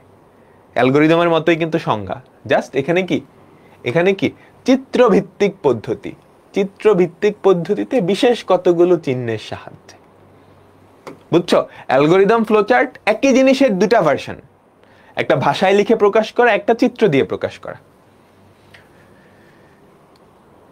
ঠিক আছে, আচ্ছা এখন ফ্লোচার্টে কিছু প্রতীক ব্যবহার করা হয়, আমরা সেই প্রতীকগুলো দেখব। ফ্লোচার্টে কিছু প্রতীক ব্যবহার করা হয়, প্রতীকগুলো আমি ফার্স্টে একবার আঁকায় দিই। একটা ডাম্বেল, এরকম একটা প্রতীক আছে। সামান্তরিক একটা প্রতীক আছে, ঠিক আছে। তারপর আয়ত একটা প্রতীক আছে। ফ্লোচার্টে এরকম কিছু প্রতীক ব্যবহার করা হয়। আরেকটা প্রতীক হচ্ছে ডায়মন্ড। ডায়মন্ড প্রতীক। ডায়মন্ড প্রতীকটা কি? একটা বর্গ, এটাকে জাস্ট একটু ঘুরায় দেওয়া আর কি, এটাকে বলা হয় ডায়মন্ড। বুঝছো? ঠিক আছে। আর কিছু একটা বৃত্ত, আর হচ্ছে কিছু অ্যারো, তীর চিহ্ন, সেটা ডানে হতে পারে, বামে হতে পারে, উপরে নিচে হতে পারে। একটা ফ্লোচার্টে নরমালি এরকম কিছু সংকেত ব্যবহার করা হয়। এখন এই সংকেতগুলা কি প্রকাশ করে আমরা দেখব। এই সংকেতগুলা কি প্রকাশ করে আমরা দেখব। প্রথমত আসি এইটা, ডাম্বেল। ডাম্বেল বা ডিম্বক, এটা কি বলে? ডিম আকৃতি বলে না? ডিম আকৃতি বুঝাই হচ্ছে শুরু বা শেষ। একটা ফ্লোচার্টের শুরু বা শেষ বুঝাইতে আমরা এই ডিম দিয়ে প্রকাশ করি, ডিমের মধ্যে শুরু বা শেষ লিখি। ঠিক আছে, আমাকে বলো। তারপর তুমি কোনো কিছু ইনপুট বা আউটপুট নিলে বা আউটপুট দিলে আমরা সামান্তরিক এই চিহ্নটা ব্যবহার করি। ঠিক আছে, শুরু বা শেষ বোঝানোর জন্য আমরা ডাম্বেলটা ইউজ করি। ডিম ওভাল শেপ বলে, ডিম্বাকার শেপ। ইনপুট বা আউটপুট নেওয়ার জন্য আমরা সামান্তরিক ইউজ করি। তারপর প্রসেস করার জন্য প্রসেসিং বলতে ক্যালকুলেশনগুলো করার জন্য আমরা আয়তক্ষেত্রটা ইউজ করি। ঠিক আছে। এই ডায়মন্ড, এটাকে বলা হয় সিদ্ধান্ত। তুমি যদি কোনো কিছু সিদ্ধান্ত নিতে চাও, ধরো কোনো অ্যালগরিদমে তোমাকে বললো এ বড় নাকি বি বড়, সেই অনুযায়ী তোমাকে একটা সিদ্ধান্ত নিতে হবে। আমরা যদি কোনো সিদ্ধান্ত নিতে চাই তাহলে এই ডায়মন্ড, এই চিহ্নটা ইউজ করি। বুঝছো? আমরা দেখবো আস্তে আস্তে অ্যাপ্লিকেশনগুলো দেখবো। বুঝছো? তারপর সার্কেল, যেটা এটা হচ্ছে গোল্লা। সার্কেল এটা হচ্ছে সংযোগ, একাধিক জিনিসের সংযোগ দেওয়ার জন্য, একাধিক পথের সংযোগ দেওয়ার জন্য এটা ব্যবহার করা হয়। এক্সাম্পল দেখলে ক্লিয়ার হবে। আর এই যে অ্যারোগুলা, ডানে হতে পারে, উপর থেকে নিচে হতে পারে, এরকম হতে পারে, এগুলা প্রবাহ দিক বোঝায়। এগুলা কি বোঝায়? প্রবাহ, যে আমাদের ফ্লোচার্টটা কোন দিক থেকে কোন দিকে যাচ্ছে। ফ্লোচার্ট একটা ফ্লো নির্দেশ করে না? এই চিহ্নটা নির্দেশ করে সাবরুটিন। এটা নরমালি আমাদের লাগে না, বাট চিহ্নটা মনে রাখো, এমসিকিউতে আসতে পারে। এই যে এই চিহ্নটা প্রকাশ করে সাবরুটিন। সাবরুটিন একটু কমপ্লেক্স একটা কনসেপ্ট, তোমাদের লাগবে না, জাস্ট চিহ্নটা। আর এটা হচ্ছে কমেন্ট, এটা দিয়ে কমেন্ট বোঝায়, বর্ণনা বা টিকা। টাকা না, টিকা। বর্ণনা বা টিকা, কমেন্ট বোঝায় এই চিহ্নটা দিয়ে। চিহ্নগুলোর সাথে পরিচয় হয়েছে। আবার বলতেছি, ডিম্বক বা ডাম্বেল, এটা কি নির্দেশ করে? শুরু বা শেষ। সামান্তরিক, ইনপুট বা আউটপুট। আয়ত্ত, এটা বোঝায় প্রসেসিং করা, এটা বোঝায় কোনো সিদ্ধান্ত নিলে। এটা হচ্ছে একাধিক পথের সংযোগস্থল, এটা দিয়ে বোঝায় একাধিক পথের সংযোগস্থল, এটা দিয়ে প্রবাহ দিক। বুঝছো? সবাই আমাকে বলো তো, সবাই বুঝতে পারলাম? আমাকে বলো। ঠিক আছে, আমরা একটা অ্যালগরিদম ফ্লোচার্ট দুটাই দেখি। 3টা ধনাত্মক পূর্ণ সংখ্যার যোগফল নির্ণয় করার অ্যালগরিদম ও ফ্লোচার্ট, দুটা কিন্তু একই জিনিস, একটা আরেকটার চিত্র ভার্সন আর কি। এটার চিত্র ভার্সন হচ্ছে এইটা, আর এইটার টেক্সট ভার্সন হচ্ছে এইটা। বুঝছো? এটার অ্যালগরিদম সবাই বের করতে পারবা না? আমাকে বলো। লাস্টের দুটা বোঝার দরকার নাই, জাস্ট মুখস্থ রাখবা ইয়েগুলা। এটা হচ্ছে বর্ণনা বা টিকা। তুমি কোনো জায়গায় যদি কোনো কমেন্ট লিখতে চাও বোঝানোর জন্য, তাইলে এটা দিয়ে লিখতে পারো। সাবরুটিন কি দরকার নেই আপাতত। সাবরুটিন কি আপাতত দরকার নেই বোঝার জন্য। ঠিক আছে, 3টা ধনাত্মক পূর্ণ সংখ্যার যোগফল নির্ণয় করার অ্যালগরিদম। সবাই পারবা না? আমাকে বলো তিনটা ধনাত্মক পূর্ণ সংখ্যার যোগফল নির্ণয়ের অ্যালগরিদম। সবাই পারবা, আমি জানি, আমি ফ্লোচার্টটা একটু দেখাই। আচ্ছা, তার আগে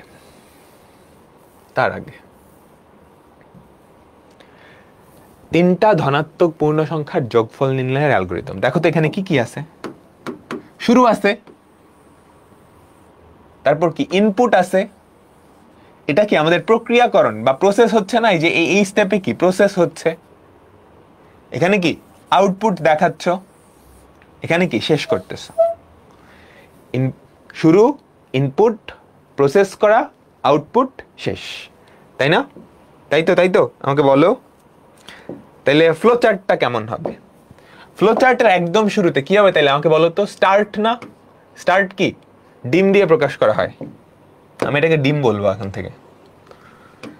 শুরুটা কি ডিম দিয়ে প্রকাশ করা হয় না? বলো শুরু শেষ ডিম দিয়ে, তাই না? স্টার্ট ওভাল শেপ দিয়ে, ঠিক আছে। তারপর কি করবা? ইনপুট নিচ্ছ। কি ইনপুট নিবা? যে তিনটা সংখ্যা যোগ করতে হবে সেই তিনটা সংখ্যা ইনপুট নিবা না? ইনপুট কি দিয়ে প্রকাশ করে আমাকে বলো তো। ইনপুট কি দিয়ে প্রকাশ করে? সামান্তরিক, তাই না? ইনপুট কি দিয়ে প্রকাশ করে? সামান্তরিক। তাহলে আমি কি লিখবো? ইনপুট এ বি সি, তিনটা সংখ্যা তুমি ইনপুট নিলা, ঠিক তো? ঠিক আছে, তাহলে কি এই স্টেপের পরে এই স্টেপ তুমি অ্যারো দিয়ে বুঝালা। এই হচ্ছে সেই অ্যারো, এই অ্যারো বোঝাচ্ছে তোমার এই স্টেপের পর এই স্টেপ। তারপর ইনপুট নিলা, এখনকার কাজ কি হবে? এই তিনটা সংখ্যা যোগ করা। যোগ করাটা কি প্রসেসিং এর পার্ট না বা প্রক্রিয়াকরণ পার্ট না? প্রক্রিয়াকরণ কি দিয়ে বোঝায়? কি দিয়ে বোঝায়? আয়তক্ষেত্র, তাই না? তাহলে আমরা কি করব? এই যে তিনটা চলক এ বি সি, এই তিনটা যোগ করে আরেকটা চলকে রাখবো, তাই না? তাই তো? যে তিনটা সংখ্যা এ বি সি, এই তিনজনের যোগফল আমি কি করব? একটা চলক সামে রাখলাম, ঠিক আছে। প্রসেসিং শেষ, এখন জাস্ট আউটপুটটা দেখাইতে হবে না? আমাকে বলো তো, এখন জাস্ট আউটপুটটা দেখাইলেই তো কাজ শেষ। তা আমাদের পরের কাজ কি? এই যে সাম, এটাকে আউটপুট দেখানো। আউটপুট না দেখায় তুমি বলতে পারো প্রিন্ট। প্রিন্ট মানেই হচ্ছে কি করা? প্রিন্ট করা। আমাদের আউটপুটটা কম্পিউটারের স্ক্রিনে প্রিন্ট করা। আউটপুটটা কি এখানে? সাম। এরপরের স্টেপ কি? আমাদের প্রোগ্রামটা শেষ, এন্ড। এটাই হচ্ছে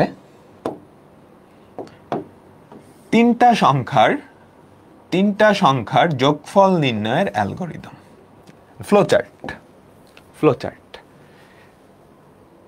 ফ্লোচার্ট কি পেন্সিল দিয়ে আঁকতে হয়? পেন্সিল কলম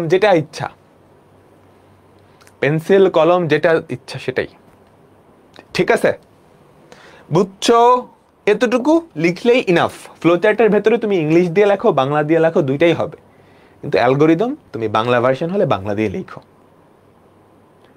তো ফ্লোচার্টটা কি? অ্যালগরিদমই না, জাস্ট একটু কি তুমি চিত্রের মাধ্যমে প্রকাশ করছো। খেয়াল করো তো।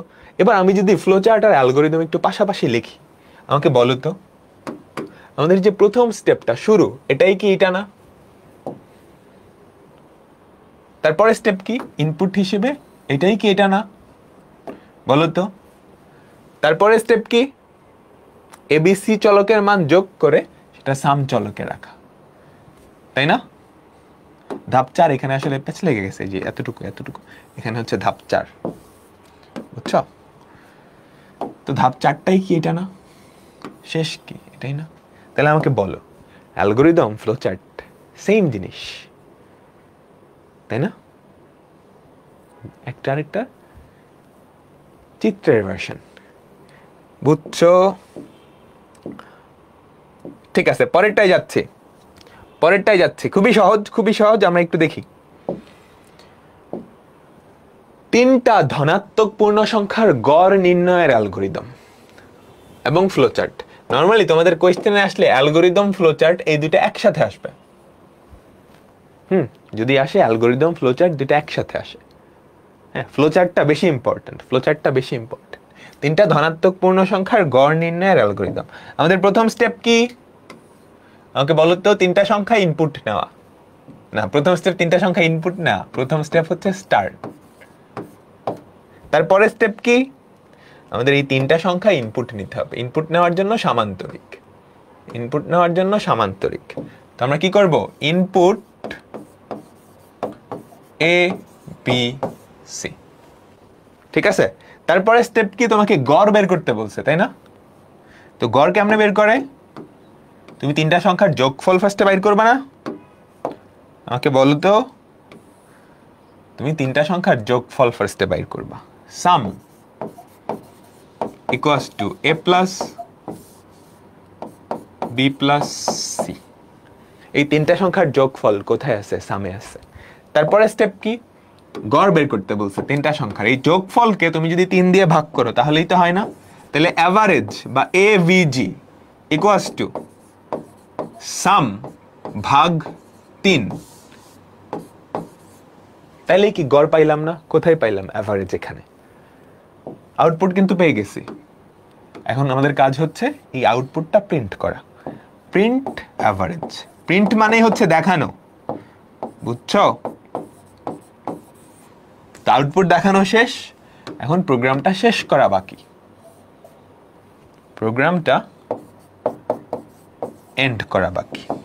প্রোগ্রামের ফ্লো গুলা দেখাইতে হবে, তীর চিহ্ন না দেখালে কিন্তু 0 দিয়ে দিবে। হ্যাঁ, তীর চিহ্ন দিয়ে বোঝায় কোন স্টেপের পর কোন স্টেপ, এই স্টেপের পর এই স্টেপ, তারপর এই স্টেপের পর এই স্টেপ, তারপর এটার পর এটা, তারপর এটার পর এইটা, এটার পর এটা, ঠিক আছে? বুঝতে পারলাম। এখন ভাইয়া আপনি প্রসেসিং 2 স্টেপে ভাঙায় লিখছেন, আমি চাইলে কি এই দুইটাকে একসাথে একটা স্টেপে লিখতে পারতাম না? অবশ্যই পারতাম। আমি চাইলে এই 2টা স্টেপ না লিখে জাস্ট একটা স্টেপ লিখতে পারতাম। ভাই আমি ডিরেক্ট ফর্মুলা লিখি না, A V G equals to A plus B plus C by 3, এটাও হইতো। 2টা স্টেপ না লিখে তুমি একটা স্টেপ লিখলেই কি হইতো, বুঝছো? ঠিক আছে, ওকে।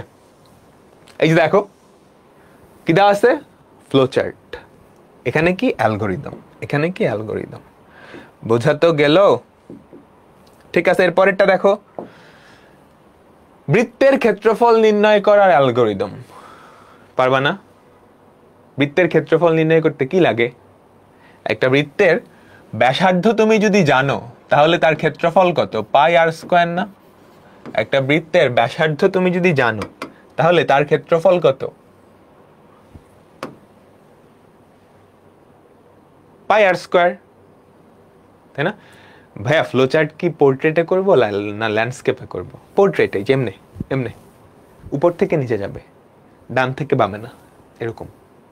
একটা বৃত্তের ব্যাসার্ধ তুমি যদি জানো তার ক্ষেত্রফল কি আমরা খুব ইজিলি বের করে ফেলা যায়, তাই বের করতে ফেলা, তাই না? তাহলে বৃত্তের ক্ষেত্রফল বের করার জন্য আমাদের কি ইনপুট নিতে হবে, ব্যাসার্ধটা। খেয়াল করো, আমরা স্টার্ট করব, ব্যাসার্ধটা ইনপুট নিব, বৃত্তের ক্ষেত্রফল, প্রিন্ট, কাজ শেষ। এটা হচ্ছে ফ্লো চার্ট, এটা হচ্ছে অ্যালগোরিদম। শুরু, ইনপুট হিসেবে বৃত্তের ব্যাসার্ধ এর মান গ্রহণ করা, বৃত্তের ব্যাসার্ধ আর এর মান গ্রহণ করা, ঠিক আছে? এরপর পাই এর মান, পাই এর মান 3.14, এটা নির্দিষ্ট করা। তারপর area equals to pi into R ব্যবহার করে এরিয়ার মান বের করি, ফলাফল হিসেবে এরিয়ার মান প্রদর্শন করে নিজের ভাষায় লিখবা, তাইলেই হবে। বুঝছো? বুঝছো? বুঝছো? নিজের ভাষায় লিখবা, তাহলেই হবে, তাহলেই হবে। আচ্ছা, এটা ইম্পর্টেন্ট একটা অঙ্ক, এটা ইম্পর্টেন্ট একটা অঙ্ক। 2টা স্টার্ট দাও।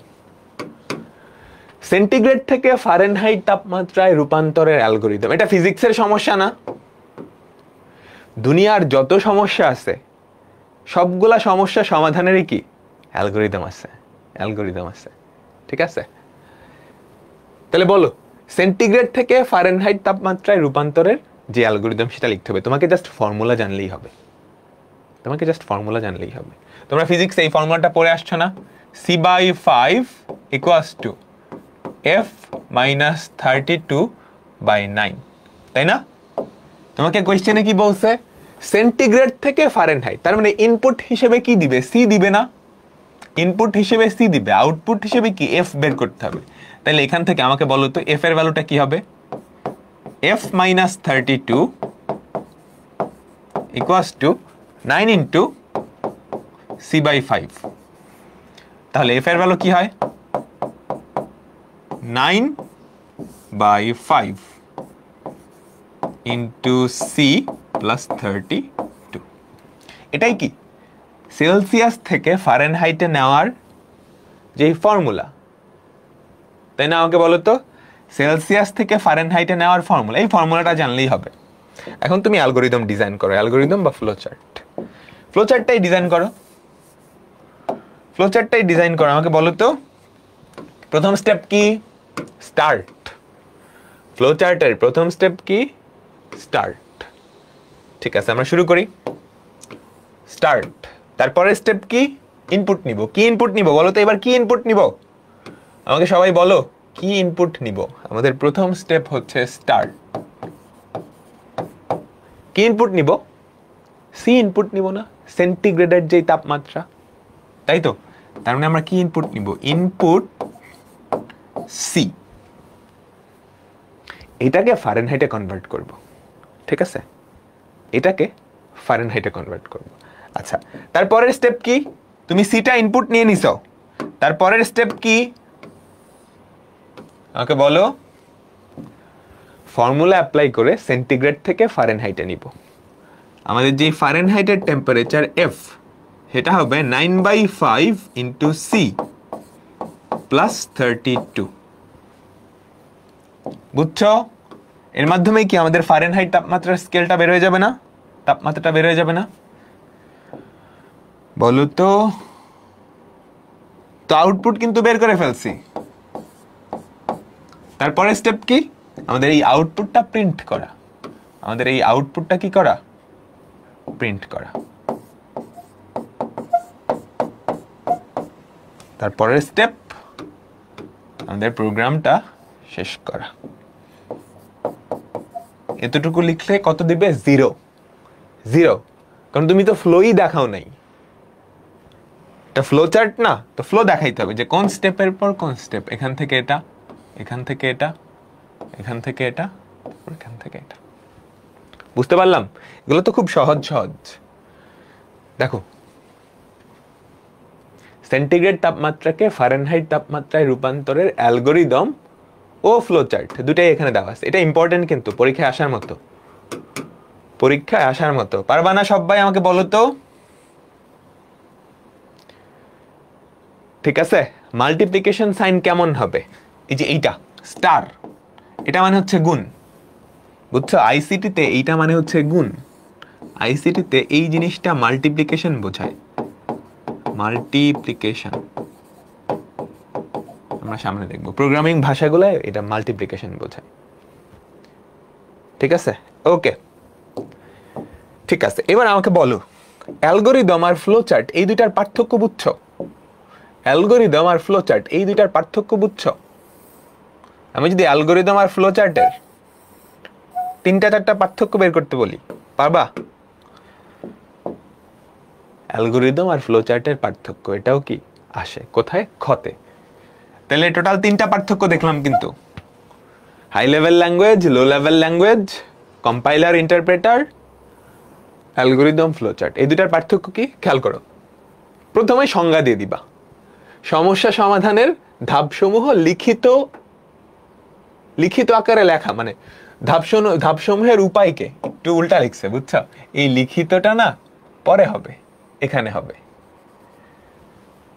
সমস্যা সমাধানের ধাপসমূহের উপায়কে লিখিত, না ঠিকই আছে, ঠিকই আছে। সমস্যা সমাধানের ধাপসমূহের লিখিত উপায়কে বলে অ্যালগরিদম। আর চিত্র বা সাংকেতিক চিহ্নের মাধ্যমে সমস্যা সমাধানের ধাপসমূহকে ফ্লোচার্ট বলে। দুটাই কিন্তু সমস্যা সমাধানের ধাপগুলা, একটা লিখিত আকারে থাকবে, একটা চিত্র আকারে থাকবে। ঠিক আছে? অ্যালগরিদম বর্ণনা নির্ভর, ফ্লোচার্ট চিত্র নির্ভর। অ্যালগরিদম দেখে প্রোগ্রাম বুঝতে সময় বেশি লাগে, ফ্লোচার্ট দেখে প্রোগ্রাম বুঝতে সময় কম লাগে। তুমি বলো ঠিক আছে না এই কথাটা? এটা দেখে যতটা সহজে তুমি বুঝতে পারো, ডেসক্রিপশন তো নাই, মানে ভাষা টাষা নাই, জাস্ট ফিগার, ধুমধাম বুঝে ফেলছো। এটা দেখে কি বেশি সময় লাগবে না? রিডিং পড়ো, হ্যান ত্যান দেখো, তাই না? আমাকে বলো। তাহলে ফ্লো চার্ট দেখে আমাদের যে প্রোগ্রামটা সেটা বোঝা সহজ না? সেটা বোঝা সহজ না? সহজ, ঠিক আছে। প্রোগ্রাম প্রবাহের দিকটা অনুধাবন করা যায় না। অনুধাবন করা যায়, ডিরেক্টলি যায় না। প্রোগ্রাম কই থেকে কই যাইতেছে এটা ডিরেক্টলি তুমি কি মাথায় ক্যাচ করতে পারতেছো না অ্যালগোরিদম দেখে। কিন্তু ফ্লো চার্ট দেখে, এটা দেখে ধুক করে কি মাথায় ঢুকে গেছে না? এমনি যাচ্ছে ফ্লোটা, পুরো স্টার্ট, ইনপুট, প্রসেস, আউটপুট, তাই না? আমাকে বলো, যেটা দেখতে সহজ, হ্যাঁ, ওটা থেকে ভুল খুঁজে বের করাও সহজ না? তাহলে কোনটা থেকে ভুল খুঁজে বের করা সহজ হবে? অবশ্যই ফ্লো চার্ট থেকে। ফ্লো চার্ট থেকে ভুল খুঁজে বের করা কি সহজ? ফ্লো চার্ট থেকে ভুল খুঁজে বের করা সহজ। সবাই বুঝতে পারলাম? আচ্ছা, এতক্ষণ আমরা যে অ্যালগোরিদম বা ফ্লো চার্টগুলো দেখছি, এগুলো খুবই সহজ টাইপের ছিল। এগুলা খুবই সহজ টাইপের ছিল, বুঝছো? এগুলাতে কোনো শর্ত টর্ত কিচ্ছু নাই। জাস্ট এক সিরিয়াল থেকে ধাপগুলা কন্টিনিউ হয়েছে না? আমাকে বলো তো। জাস্ট এক সিরিয়ালে ফার্স্টে প্রথম ধাপ, পরে দ্বিতীয় ধাপ, পরে তৃতীয় ধাপ, এভাবে গেছে না? আমাকে বলো তো।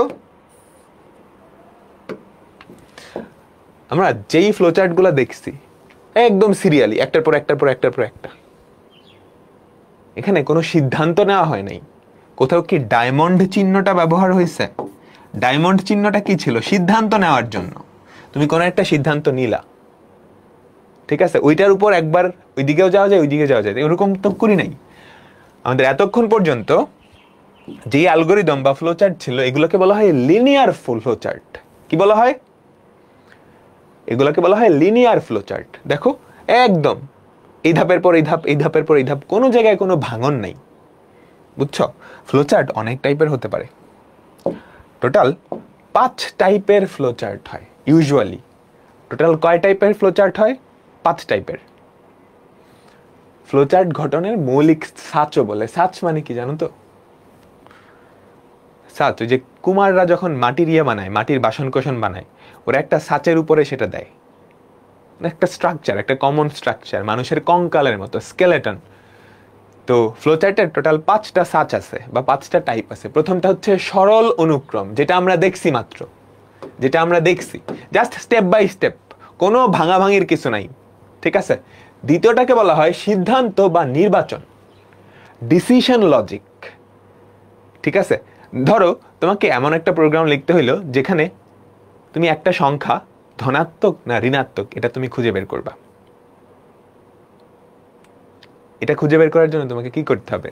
ওই সংখ্যাটাকে শূন্যের সাথে কম্পেয়ার করতে হবে না? তুমি যদি দেখো শূন্য থেকে বড়, তাইলে বলবা কি সংখ্যাটা ধনাত্মক।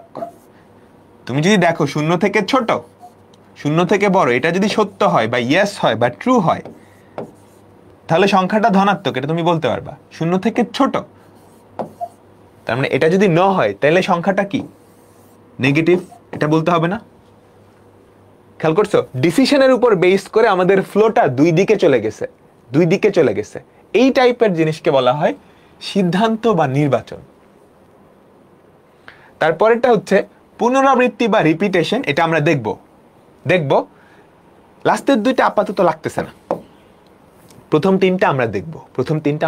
প্রথমটা আমরা দেখে ফেলছি, লিনিয়ার বা সরল অনুক্রম, এটা আমরা দেখে ফেলছি, ঠিক আছে। দেখো সরল অনুক্রম কিরকম? স্টেটমেন্ট স্টেটমেন্ট স্টেটমেন্ট, এরকম অনেকগুলা স্টেটমেন্ট থাকবে, একটার পর একটা, একটার পর একটা, একটার পর একটা, এভাবে চলতে থাকবে, ঠিক আছে। আমরা আগে যতগুলো অ্যালগোরিদম বা ফ্লোচার্ট দেখছি সবগুলাই কি এই সাচের, এই টাইপের। এখন সিদ্ধান্ত বা নির্বাচন, এই টাইপের গুলাই যাব। তো এই টাইপের গুলা কিরকম হবে? এই টাইপের গুলা এরকম হবে। ধরো একটা স্টেটমেন্ট, খেয়াল করো, তোলার দরকার নাই, এগুলো লেখার দরকার নাই। একটা স্টেটমেন্ট, আচ্ছা স্টেটমেন্ট মানে হচ্ছে আমাদের ওই স্টেপগুলা, ধাপগুলা, বুঝছো? স্টেটমেন্ট মানে ওই ধাপগুলাকে আমরা স্টেটমেন্টও বলি। ধরো এই স্টেপে আসছো, এই স্টেটমেন্টে আসছো, পরের স্টেটমেন্টে গেলা। এখন এখানে একটা কন্ডিশন বা শর্ত, ঠিক আছে। এখানে একটা শর্ত। এখন এই শর্তটা যদি সত্য হয়, এখানে ধরো স্টেটমেন্ট মানে ধাপ, এখানে ধরো আরো স্টেটমেন্ট, অনেকগুলো স্টেটমেন্ট চলতেছে।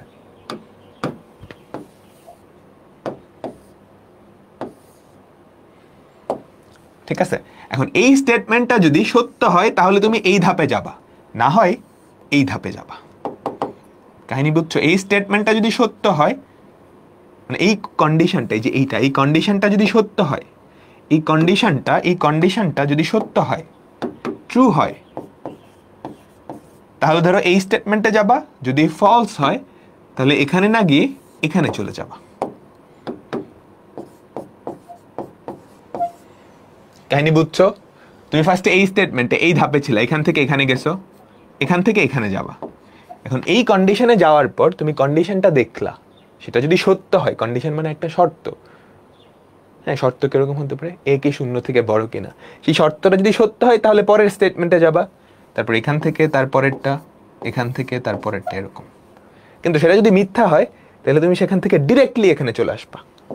এই শর্তটা যদি মিথ্যা হয় তাহলে এখান থেকে ডিরেক্টলি এখানে চলে আসবা। এটাই কি আমাদের সিদ্ধান্ত বা নির্বাচনমূলক ফ্লোচার্ট বা অ্যালগরিদম। আমরা দেখতেছি, এখনই দেখব।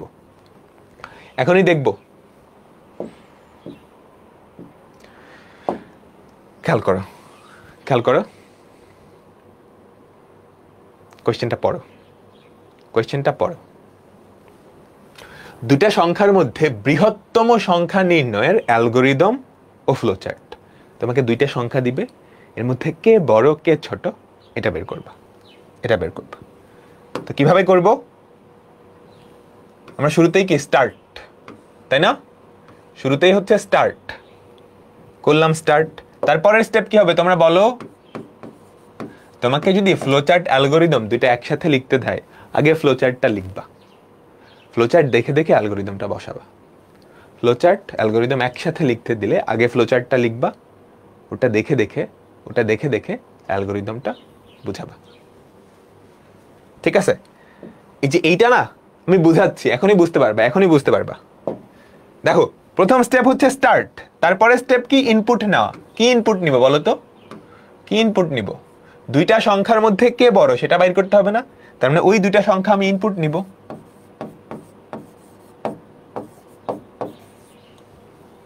তাই তো, ইনপুট নিলাম। এখনকার কাজ কি? এগুলো কিন্তু যোগ বিয়োগ কিছু করা লাগবে না। আমাকে একটা সিদ্ধান্ত নিতে হবে, কে বড়, এ বড় নাকি বি বড়। আমাকে একটা সিদ্ধান্ত নিতে হবে, তাই না? ডিসিশন নিতে হবে। ডিসিশন কেমনে নেয়? ডায়মন্ড দিয়ে ডিসিশন নেয়, তাই না? ডিসিশন কেমনে নেয়? এই যে ডায়মন্ড, এই যে এটা দিয়ে কি ডিসিশন নেয়, এটা দিয়ে কি ডিসিশন নেয়। ঠিক আছে, ফ্লোটা কি হবে? এখান থেকে এখানে আসলাম, তারপর এখান থেকে এখানে, বুঝছো? এবার এখানে এসে আমি একটা ডিসিশন নিব। কি ডিসিশন? আমাদের এ কি বি এর থেকে বড় কিনা, এ কি বি এর থেকে বড় কিনা। ঠিক আছে, দুইটা ডিসিশন, দুইটা বেরোবে, একটা ট্রু একটা ফলস। এ কি বি থেকে বড় কিনা, এটার উত্তর কি? হয় হ্যাঁ হবে, না হয় না হবে। তো দুইটা অ্যারো বের হবে, এদিক থেকেও বের করতে পারো, এদিক থেকেও বের করতে পারো, এদিক থেকেও বের করতে পারো, যেখান থেকে ইচ্ছা বের করো, দুইটা অ্যারো বের হবে। বুঝছো? দুইটা অ্যারো বের হবে। তো আমি যেটা করলাম, এখান থেকে বের করলাম। ঠিক আছে, তারপর নিচে নামাই দিলাম। বুঝছো? সেম কাহিনী ওই সাইডেও করলাম। ঠিক আছে, এটা দিয়ে আমি সিদ্ধান্ত নিলাম কোনটা বড়, এ বড় নাকি বি বড়। এবার অ্যান্সার এখানে লিখতে হবে ইয়েস। এটার উত্তর হয় হ, না হয় না, হয় হ্যাঁ, না হয় না। ঠিক আছে, ইয়েস না হয় নো। এবার আমাকে বলো, এ যদি বি এর থেকে বড় হয় তাহলে দুইটা সংখ্যার মধ্যে বৃহত্তম সংখ্যাটাকে, এ না? তাহলে আমি কিন্তু আউটপুট পেয়ে গেছি। আউটপুট কি? আউটপুট এ। আমি কি করব? প্রিন্ট এ। খেয়াল করছো, আমি কিন্তু এখানে আউটপুট দিয়ে দিছি। বুঝছো? এবার এ যদি বি এর থেকে বড় না হয় তাহলে আউটপুট কি হবে? তাহলে বড় সংখ্যাটাকে বি। Print print B. ঠিক আছে, বলো। আচ্ছা, প্রোগ্রাম কি শেষ? ফ্লোচার্ট কি শেষ? আরেকটা স্টেপ বাকি, এন্ড করা। এন্ড করা, তাই না? এখন আমাদের দেখো দুইটা ফ্লোতে ভাগ হয়ে গেছে, কিন্তু আমাদের প্রোগ্রামটা দুইটা ফ্লোতে ভাগ হয়ে গেছে। তুমি এখানে স্টার্ট করছো, ইনপুট নিছো এ আর বি, তারপর এখানে চেক করলা এ বড় নাকি বি বড়। যদি দেখো এ বড়, তাহলে প্রোগ্রামটা কিন্তু এদিকে যাবে, এদিক থেকে এদিকে যাবে, ওইদিকে কিন্তু যাবে না। যদি দেখো বি বড়, তাহলে প্রোগ্রামটা এখান থেকে শুরু হয়ে এদিকে আসবে।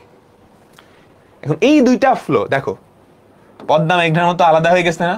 এই দুইটা ফ্লো একসাথে কম্বাইন করে তারপরেই তো শেষ করতে হবে, তাই না? দুইটা ফ্লো কম্বাইন করার জন্য আমরা যেই চিহ্নটা ব্যবহার করি সেটা হচ্ছে সার্কেল বা গোল্লা। দুইটা ফ্লো কম্বাইন করার জন্য আমরা যেই চিহ্নটা ব্যবহার করি সেটা হচ্ছে সার্কেল বা গোল্লা। তো আমরা এখন কি করব, এই যে দুইটা ফ্লো, দুইটা আলাদা ফ্লো হয়ে গেছে, তাদেরকে একসাথে কম্বাইন করে দিব কি, এই সার্কেলটার মাধ্যমে। বুঝছো? এই সার্কেলটার মাধ্যমে। ঠিক আছে, এখন ওই সাইড থেকেও যেই ফ্লো, দুইটা ফ্লো আলাদা হয়ে গেছিল, সেই দুইটা ফ্লো আমি কি করলাম, কম্বাইন করে দিলাম। এখানে এসে কম্বাইন হয়েছে, নাথিং এলস। কম্বাইন হয়ে কি হয়ে যাবে, শেষ হয়ে যাবে। তারপরে স্টেপ কি, আমাদের প্রোগ্রামটার এন্ড। ও এখানে শেষ, ও এখানে শেষ। বুঝাচ্ছি বুঝাচ্ছি। The end. এটাই কি আমাদের ডিসিশন বা ওই যে সেকেন্ড টাইপ যেটা ছিল, সিদ্ধান্ত বা নির্বাচন টাইপের ফ্লোচার্ট। বুঝছো? খেয়াল করো, খেয়াল করো। তুমি প্রোগ্রামটা স্টার্ট করছো, দুইটা সংখ্যা ইনপুট নিলা। এখন তোমাকে বের করতে হবে কোনটা বড়। ঠিক আছে, তো এখানে একটা সিদ্ধান্ত নিতে হয়েছে, এ বড় নাকি বি বড়। যদি এ বড় হয় তাহলে কি, তুমি প্রিন্ট করবা এ হচ্ছে বড়, তারপর প্রোগ্রামটা এখান দিয়ে এসে এখানে শেষ হবে। যদি এ বি এর থেকে বড় না হয়, তাহলে কে বড়, বি বড়, তাহলে এখান থেকে এসে এখানে শেষ হবে। বুঝছো? আমাকে বলো তো, যদি আমি ইনপুট হিসেবে 2 আর 3 দেই, আমি যদি ইনপুট হিসেবে 2 আর 3 দেই, তাহলে আমাদের প্রোগ্রামটা কেমনে ফ্লো হবে? এখান থেকে এখানে আসবে, এখান থেকে এখানে আসবে, এখান থেকে এখানে আসবে, এখান থেকে এখানে, এখান থেকে এখানে আসবে, তাই না? তাই তো? যদি আমি 4 আর 3 দিই, তাহলে প্রোগ্রামটা কোন দিক থেকে কোন দিকে যাবে আমাকে বলো। যদি আমি 4 আর 3 দিই, 4 আর 3 ইনপুট হিসেবে, এই প্রোগ্রামটা ইনপুট হিসেবে 4 আর 3 দিলাম, তাহলে বলো তো কি হবে? এখান দিয়ে আসবে, 4 কি 3 এর থেকে বড়? হ্যাঁ বড়। এখানে আসবে, এখানে আসবে, এখানে আসবে, এখানে এসে শেষ হবে। প্রোগ্রামের এন্ড পয়েন্ট কিন্তু একটা, তো এন্ডে যাওয়ার জন্যই কি আমরা দুইটা একসাথে কম্বাইন করছি। এই বুঝছো?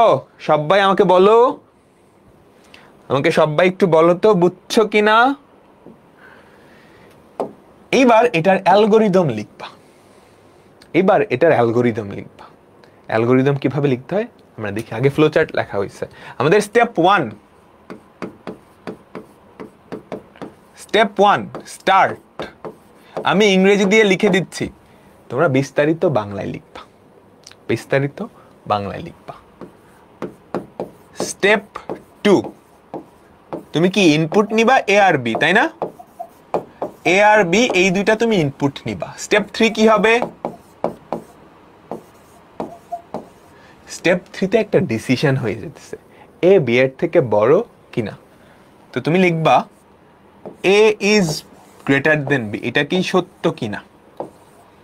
ঠিক আছে, এ ইজ গ্রেটার দেন বি, এটা কি সত্য কিনা। এখন এটা সত্য হইলে আমাদের এক ধাপে যাচ্ছে, মানে একদিকে যাচ্ছে, মিথ্যা হলে আরেক দিকে যাচ্ছে। তাহলে এখানে কি দুইটা ফ্লো হয়েছে না? তো দুইটা ডিভাইড করে ফেলতে হবে। বুঝছো? ক খ দিয়ে তুমি বাংলায় লিখলে ক খ, এখানে আমি রোমান এটা দিয়ে দুইটা ডিভিশন করে ফেললাম। ঠিক আছে, যেখানে ডিসিশন ওই স্টেপে কি দুইটা কি ছোট ভাগ করতে হবে। সত্য হলে এটা খাটবে, মিথ্যা হলে এটা খাটবে। তো আমরা দেখি, এ যদি বি এর থেকে বড় হয়, এ যদি বি এর থেকে বড় হয়, এটা যদি ইয়েস, তার মানে ইফ ইয়েস, সেক্ষেত্রে আমরা পরের আরেকটা ধাপে যাব। কোন ধাপে যাব? এই যে এই ধাপে যাব, এ কে প্রিন্ট করব। ঠিক আছে, তো গো টু স্টেপ, স্টেপ কত এটা আমরা লিখলাম না, আপাতত ফাঁকা রাখলাম, একটু পরে ফিল আপ করবো। এটা যদি মিথ্যা হয়, ইফ নো, সেম ভাবে গো টু স্টেপ, এটা ফাঁকা রাখলাম, একটু পরেই ফিল আপ করবো। এবার খেয়াল করো পরের স্টেপ কি হবে, স্টেপ 4। ধরো এটাকে আমরা স্টেপ 4 হিসেবে চিন্তা করলাম, প্রিন্ট এ, মানে আউটপুটে কি এ প্রিন্ট করব, প্রিন্ট এ। স্টেপ 5 আউটপুটে প্রিন্ট করব বি। আর স্টেপ 6 হচ্ছে এন্ড করা। একটু খেয়াল করো, একটু খেয়াল করো, এটাও কিন্তু একটা স্টেপ, এটাও কিন্তু একটা step. A is greater than b, এটা যদি সত্য হয় তাহলে আমি আউটপুটে কাকে প্রিন্ট করব, এ কে নাকি বি কে? এ কে প্রিন্ট করব, তাই না? তাহলে go to step 4, go to step 4, তাই না? আর যদি এটা মিথ্যা হয় তাহলে কোথায় যাব, গো টু স্টেপ 5। এখনো হয় নাই, এখনো হয় নাই। খেয়াল করো, একটা অ্যালগোরিদম নরমালি যেটা হয় উপর থেকে নিচ, স্টেপ 1 2 3 4 এভাবে কি করে রান হতে থাকে, এভাবে রান হতে থাকে। তুমি এই যে ডায়মন্ড বা সিদ্ধান্ত দিয়ে এই রানটা, এই ফ্লোটাকে কি চেঞ্জ করতে পারো। খেয়াল করো, এখানে আসছে, এখানে আসছে, যদি দেখে এ বি এর থেকে বড় সত্য, তাহলে সে স্টেপ 4 এ যায়। ঠিক আছে, স্টেপ 4 থেকে আবার স্টেপ 5 এ যাবে, কিন্তু এটাই তো ইউজুয়াল ফ্লো। তাহলে সে এও প্রিন্ট করবে, বিও প্রিন্ট করবে, তাই না? এটা তো হওয়া যাবে না। এ যদি বি এর থেকে বড় হয় তাহলে এ প্রিন্ট করে সাথে সাথেই কি গো টু স্টেপ 6। এইবার পুরা জিনিসটা কমপ্লিট হয়েছে, আমি তোমাকে বুঝাই। সবাই একটু তুলো, তারপর বলতেছি। এ আর বি এর মান তো ভ্যারিয়েবল, হ্যাঁ, এই জন্যই তো তুমি জানো না। তুমি এ আর বি এর একটা স্পেসিফিক ভ্যালু ধরো, তাহলে দেখো অ্যালগোরিদমটা কই যায়। ধরো এ এর ভ্যালু ধরো 2, বি এর ভ্যালু 3, 2 আর 3 ইনপুট নিছো, 2 কি 3 এর থেকে বড় না, তার মানে এটা হবে না। উত্তরটা হচ্ছে না। হ্যাঁ ঠিক আছে, তাহলে কি go to step 5, step 4 step 5, এই যে এখানটায় যাব, প্রিন্ট বি। তার মানে বি এর ভ্যালু কত, 3, 3 প্রিন্ট হবে এন্ড। বুঝছো? এবার চিন্তা করো 3 আর 2, এ এর ভ্যালু নিলা 3, বি এর ভ্যালু নিলা 2, এতটুকু আসছো, এ ইজ গ্রেটার দেন বি, হ্যাঁ সত্য। তাহলে কি এখান থেকে আমি স্টেপ 4 এ চলে যাব, এখান থেকে লাস্ট দিয়ে এখানে চলে আসবো, প্রিন্ট এ, তার মানে 3 প্রিন্ট করব, তারপর কি গো টু স্টেপ 6, যে স্টেপ 6 এ এন্ড করলাম।